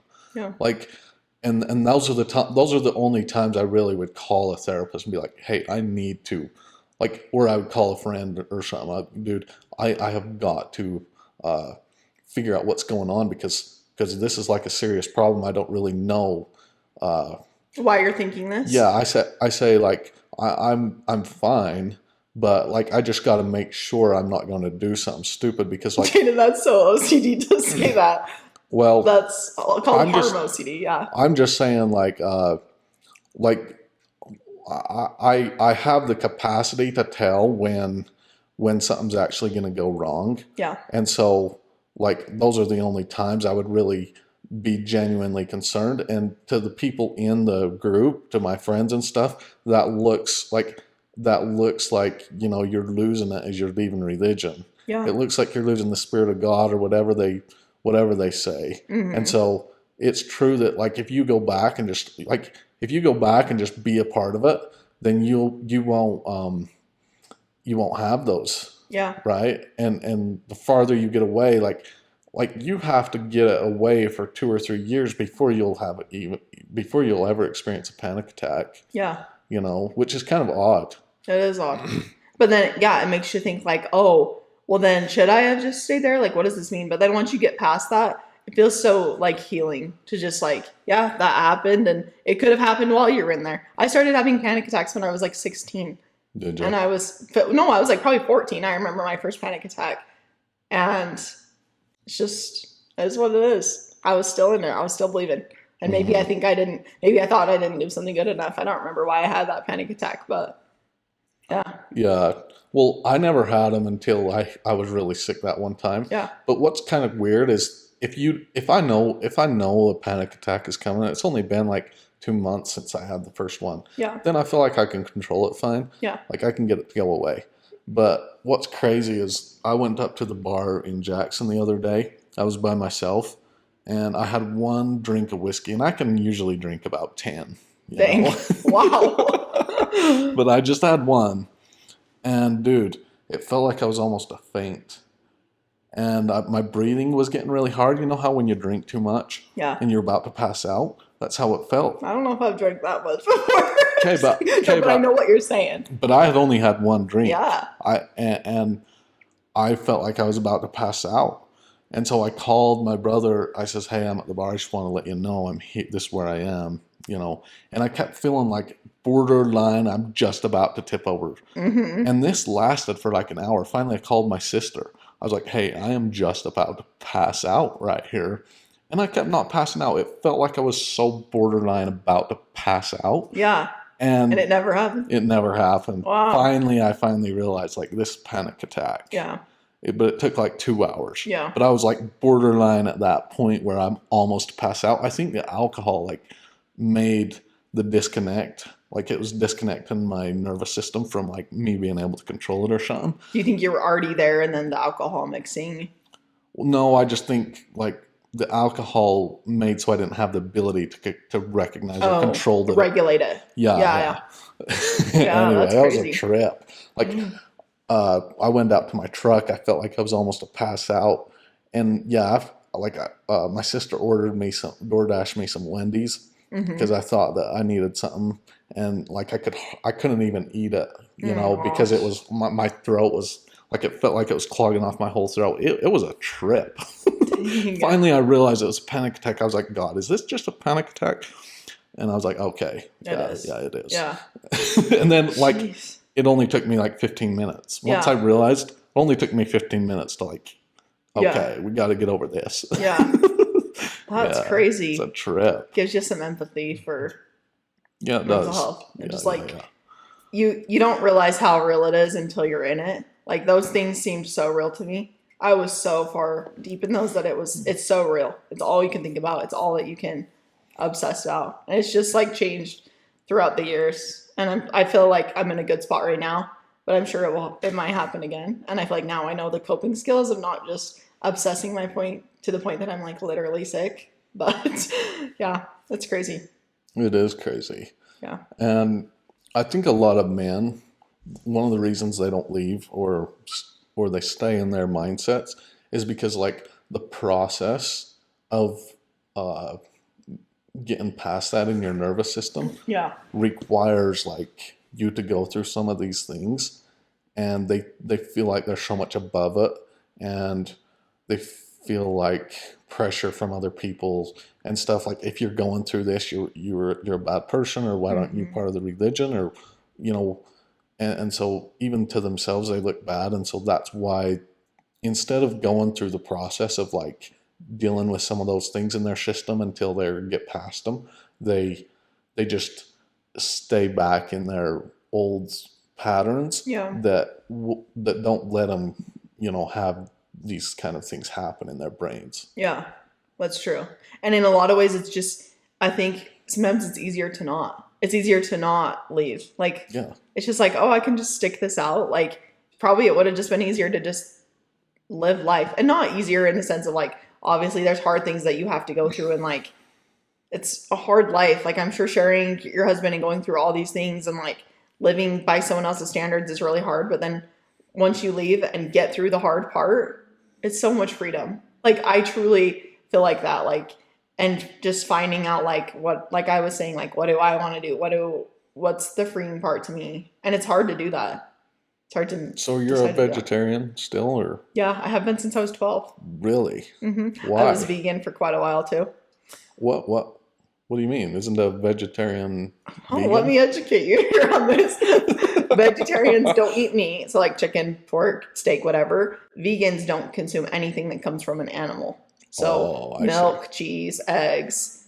Some vegans won't touch leather. I went through that for a while. Dude, you're sitting on it. I know. Is this real leather? Yes. Oh, I shouldn't have told you that. I'm serious. So when during COVID, when I had that pretty bad OCD spike, I started getting really obsessed because I've always been obsessed about meat. First, it was because my family would hunt, and I was like, oh, that's kind of gross. Like, meat is kind of disgusting. I'm going to see if I could be a vegetarian. And if you tell me I can't do something, I'm going to show you I can do it. Because everyone's like, you can't do that. You'll never be able to do that. I've been doing it since I was 12. Like, you can't tell me I can't freaking do something. And that's my personality. Okay. So, yeah, I went vegetarian. And then once I had... You definitely couldn't eat a piece of meat before you leave here. No, I've been offered thousands of dollars. I've accidentally eaten a piece of meat, and that sent me into it. Okay. I was unwell. Okay, continue. So don't try. Okay. Unless you got a lot of money to offer. I was just kidding. And then one day I was like, eggs are kind of grossing me out. And the smell of dairy was kind of making me sick. I would think about it too much, and I became obsessive about it. And so before, what I would have thought with like OCD is just like accommodate everything so that you don't feel any distress. So I was like, I'm going to be a vegan. I stopped eating eggs, dairy, wouldn't even like hardly touch leather. Like, it made me so sick. And then when I got pregnant, I wanted a bagel with cream cheese so freaking bad. And I was like, I'm not vegan anymore. Give me the cream cheese. So then I've just been a vegetarian since. But I realize now that like a lot of that was OCD too when I went vegan. And I wasn't very healthy about it. Like, even when I was 12, I didn't know you need B vitamins, you need protein. Like, your body has to have these things. Whereas now, like, that's a priority to me. I go to the gym a lot. I got to eat my protein. That's how we met. That is how we met. So it's not my prioritize now, but yeah. Yeah, go to Vasa and who knows what's going to happen. Mm-hmm. You might run into people. Oh, that's funny. Yeah, so I have to have my steak. Like, do you have to? I do. What if you didn't? I have to. That's what I said. I eat like 2 or 3 steaks a week. Dang, that's crazy. Yeah. Yeah. So I'm struggling with your vegetarian mindset. So does Mark. Mark's like borderline carnivore, mm-hmm. and I can't even eat an egg. If it's mixed in something, like baked in something, I could eat it. I could not eat a fried egg. Really? Yeah. Wow. It's kind of disgusting. I love eggs. Kind of gross. I eat like 2 eggs every morning. Yeah. Whereas, so before, like, I couldn't touch meat. I couldn't have it in my house. I couldn't touch an egg. That was one of my exposures, was holding the piece of raw chicken, and I had a panic attack touching chicken. Yeah. So every once in a while, I try to get Mark to cook meat in the house, because I think if I go too long, I'll start to let my mind tell me again that it's dangerous. So, yeah. What do you think about Mormons? Ooh, what do I think about them? I think a lot of them are good people. I think it's you sure live with them. Tricky. Right here in Pleasant Grove. I sure do. How many people do you think are Mormons over there at Vasa? Like, when I'm in there, is like 90% of them Mormons? Yeah, probably. Yeah. Or like, how strict a Mormon are you talking? I don't know. Just defined by Mormon. Well, I think almost everyone has been in it at some point or baptized in it, but they're not all active. But a lot of them are, especially there. The whole neighborhood. Like, you ever get asked, like, what ward are you in when you move in somewhere? I haven't ever been asked. Okay. Sometimes my neighbors will ask me that. What ward are you in? Or what time do you go to church? I'm like, we don't know anyone. We don't go to the church. So, yeah. Fuck you. I know. I think it's very similar in a sense of just like people trying to do what's best. But I think once you realize a lot of stuff just feels made up to me. Mm-hmm. Like I was telling you, I don't believe in a lot of stuff. Santa always felt made up. I don't even know if I want to tell my kid about Santa, like about all these things. I'm just like, it's made up. Everything is made up. So why would you believe in it? I don't know. Yeah. You're not going to give your kids presents from Santa? They're from me. Maybe I will. It's not fun. I think I will, but I don't think I'll play into the whole thing. Like, I just want to be like, I don't know. We'll see when it happens. He's 2. I have time. But I just, like, want to be honest with my kids and, like... Do you believe in Jesus? You asked me that. I don't know if I do. I did ask you that. Yeah. When? Already? Yeah, in the beginning. Uh-oh. I don't know what I believe in. I think he was a person that was on this earth, but I don't think he's... It's not important I think to you. Yeah, I think maybe I believe in, like, a different higher power. Or Yeah, just when you leave religion, you're like, okay, I'm going to question my dad. Now I'm going to question Joseph Smith. And then it's a real trip. Like, we're going to think about Jesus now. Well, it just... Fuck me. Yeah. It goes down every single thing. Wouldn't it be easier to just believe in all of it? Yeah. And just easy peasy. Someone already told you what you have to believe in. You don't have to think of it. You know what I mean? It just is what it is. Yeah, it's a trip. Yeah. It's crazy. Do you not believe? In Jesus? Yeah. I think he was a person. Yeah. But other than that, I don't. Like, why are we dedicating our whole lives to someone that lived how many years ago? Yeah, you know what I mean? I don't believe he's like coming back or anything. Yeah.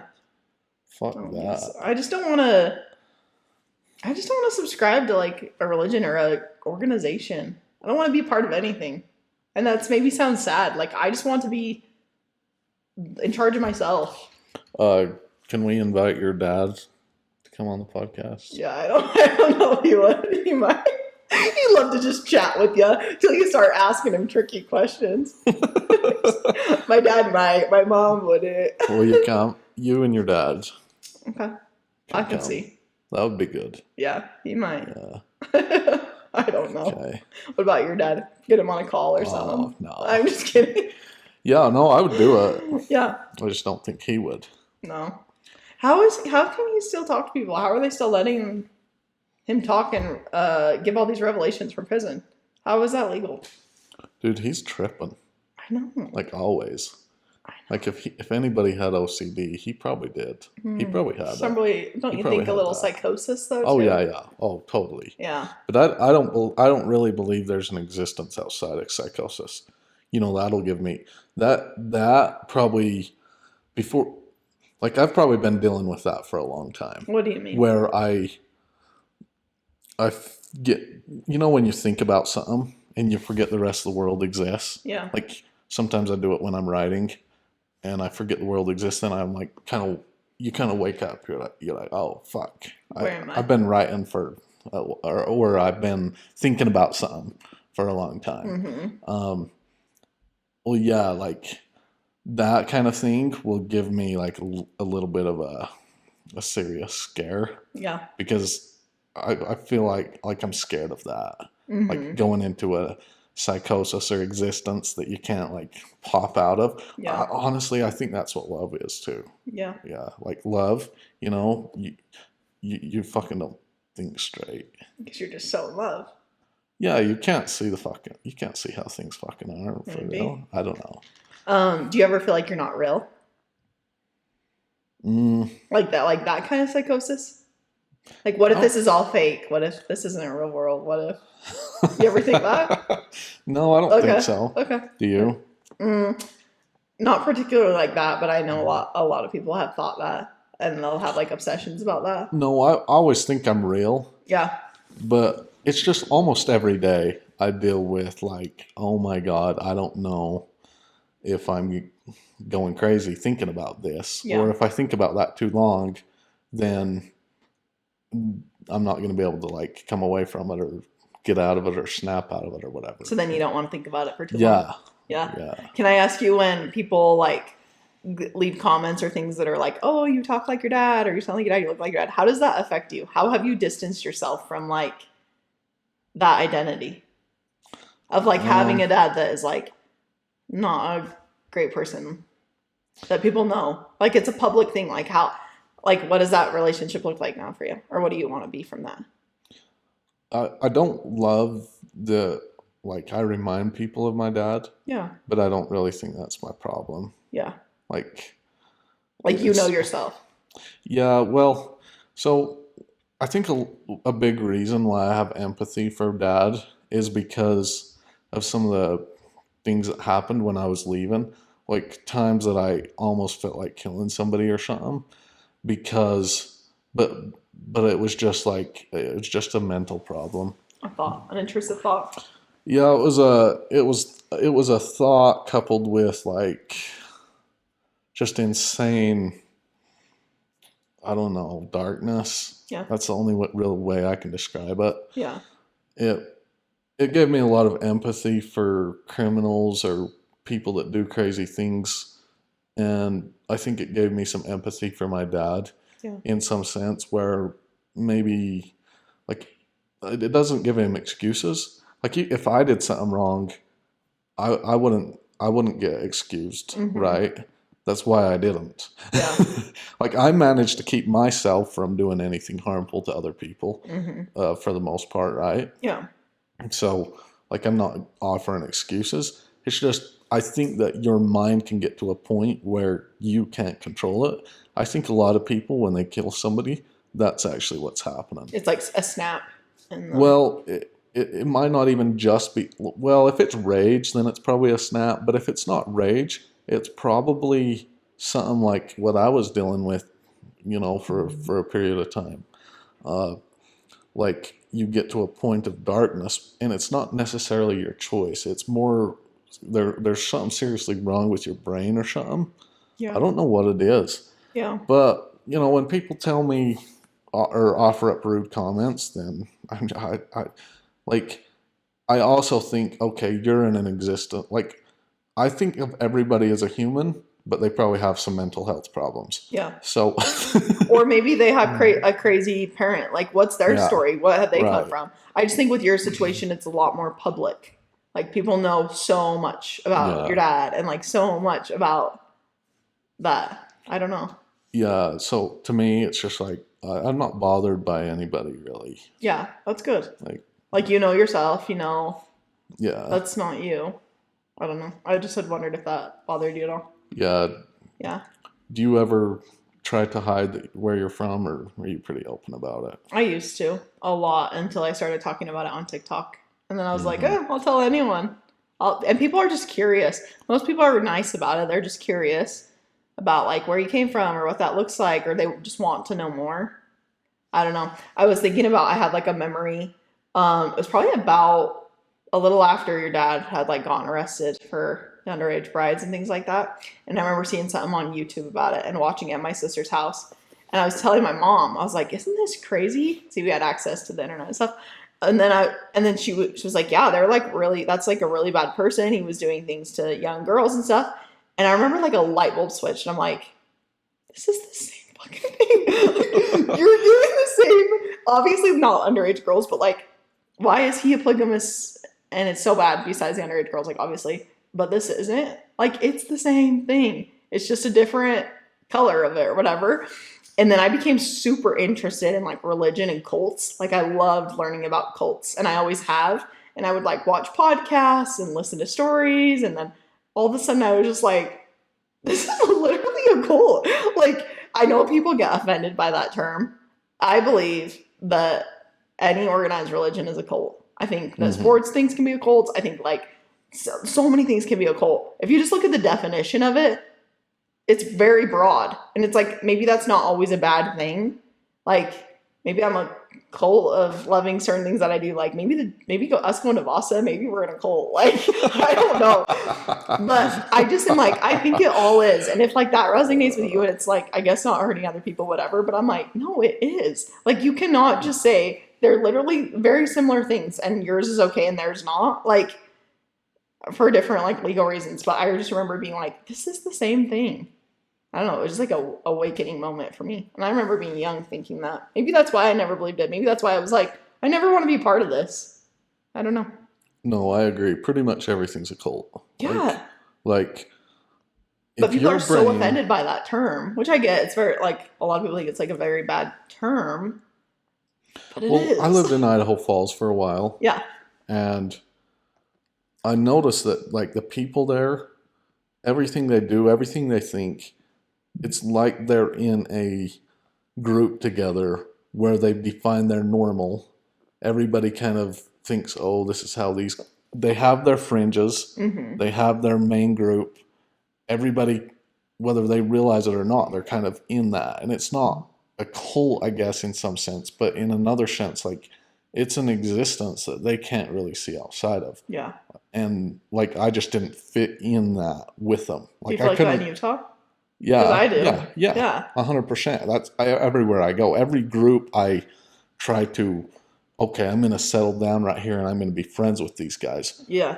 It's like their normals don't work for me. Yeah. And I see it kind of as a cult. Yeah. Or just like a psychosis of existence, kind of. And I'm like, I don't fit in this. Yeah. And a lot of times I sit there and I think about it for a long time. And I'm like, well, I'm sure I'm in my own psychosis in some way, even if it sees outside of some other people's. Yeah. But, like, what is it? And I don't think you can escape it. Like, at some level, you have to exist. Yeah, you have to be a part of something. You got to live somewhere. Yeah. I think you're thinking too much. I think you're spending too much time thinking and analyzing. Well, if you think about it. Because you're thinking about it. Okay, but, so, being like, we define morality and everything. Yeah. A big thing that I've come to realize is it's necessary to be kind of selfish. Yeah. Because if you aren't, you're lying to yourself. Yeah. Because at the foundation of everything, without your existence, then there is no existence. And so even if you lie to yourself, like through religion or whatever, that you can not be like, oh, there's God and there's these other things. Like, you can't comprehend God. You can't comprehend other people. You can't comprehend anything without yourself. Yeah. So, like, at some foundational level, we have to be selfish for existence. Yeah. You have to survive and, like, survival take comes care of first. yourself, take care of your people, yourself, your people, your kid. Like, every form of religion is some way to lie about that. Yeah. That's kind it's of like a justification of it. Yeah, I can see that. And it's not, I'm not saying we shouldn't care about other people. I think we should. I just think that pretty much all religion is a lie. Well, it's like, how much of yourself do you give to that belief? Like, how much of you're literally giving up your identity, your money, your this, your that, like all these things. You, like you're saying, you have to be a little selfish. Yeah. You got to, like, take care of. What do you think is, like, outside of human existence? Like on other planets or something? No, or what do you mean? Or, like, do you think, like, this planet will just end after a couple billion years or something? Maybe. I really haven't thought about it a lot. Try not to think about it. Yeah. I don't even know what I think if there's an afterlife. Like, I don't know. I'm just living it right here, right now. Dude, that bothers me a lot. Like, I really wonder if you have a soul after you die. Like, do you continue as an identity? Because some people think that your soul just, like, kind of disintegrates into the universe, kind of like your body. It dissolves into the earth or whatever. And, like, people that think that thing's going to get resurrected will, like, plant a tomato and it'll grow and then feed it to your kid or something. Maybe that'll work. But you ain't getting resurrected. Like, that's bullshit. As far as I can tell. But I really wonder if your soul, like, disintegrates. Or, like, what happens? Or, like, if it, like, maybe it can, if it stays an identity and it really can, like, reincarnate or go somewhere else or do something else. Yeah. And even if it can, then, like, I wonder if that sometime ends or something. Yeah. Like, how is it forever? Yeah. I don't know. I don't think I believe in, like, heaven and hell either. Like, I don't know. I don't know if I know what comes next. And that is kind of peaceful. Letting go a lot of beliefs has just been peaceful. I don't have to know the answer. I just feel like it's so black and white. I'm just like, let me just float in the middle and be a good person. That's all I want to do is just be a good person. And I don't know. Yeah. It's interesting. Just treat other people like humans and not. Yeah. And just choose to love people. Yeah.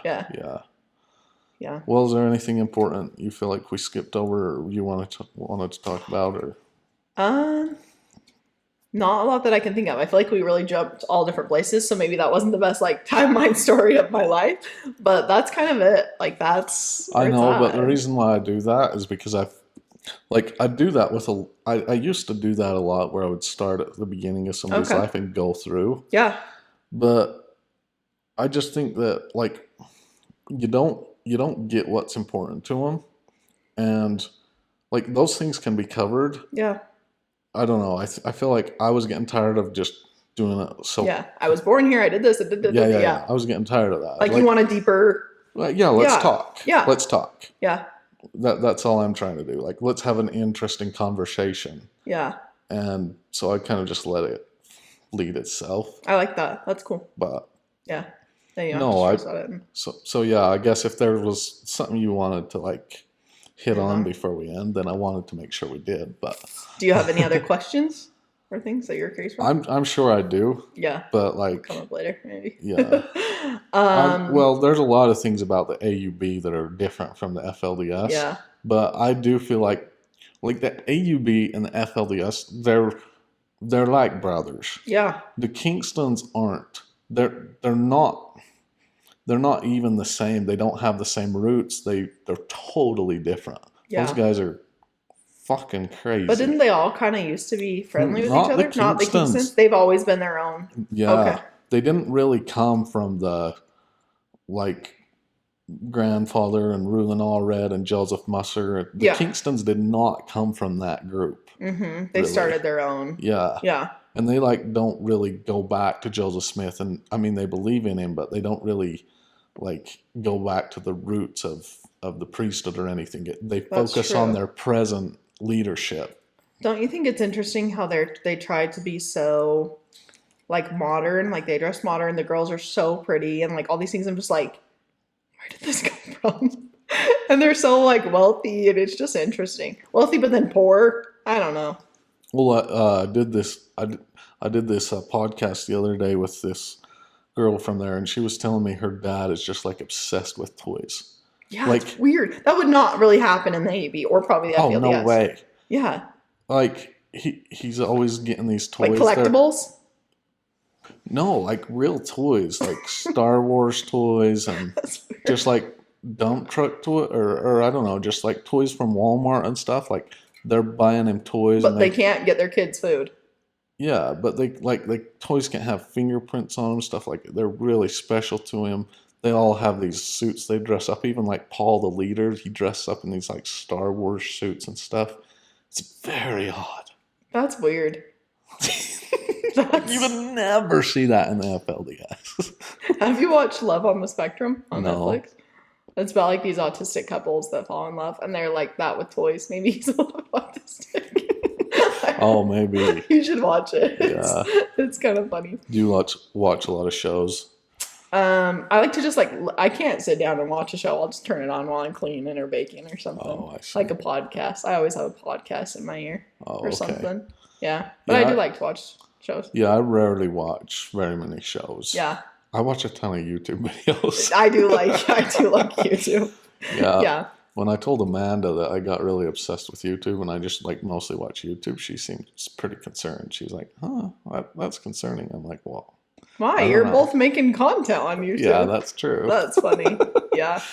I don't know. I think, like, anything that I would maybe, like, want to end on is just, like, find what feels true to yourself and, like, be authentic. Like, you don't have to subscribe to a person telling you what to do. You're still a good person if you choose to do something else. And, like, for all we know, we have one life. Like, how do you want to live it? What do you want to be remembered as? What's important to you? Like, prioritize that. It's going to be too late before you know it. And then you've let your whole life go by and you don't know what's next. This is it. You know? Do you feel authentic? To myself? Yeah. I think I'm working on it. I think it's something that I've, like, struggled with for a long time. Like, I don't really know sometimes, like, what do I like? What do I want to wear without just, like, trying to fit in? I feel like that's a huge thing in Utah, too. It's just, like, everyone dresses the same. Everyone has the same things. Everyone's hair is the same.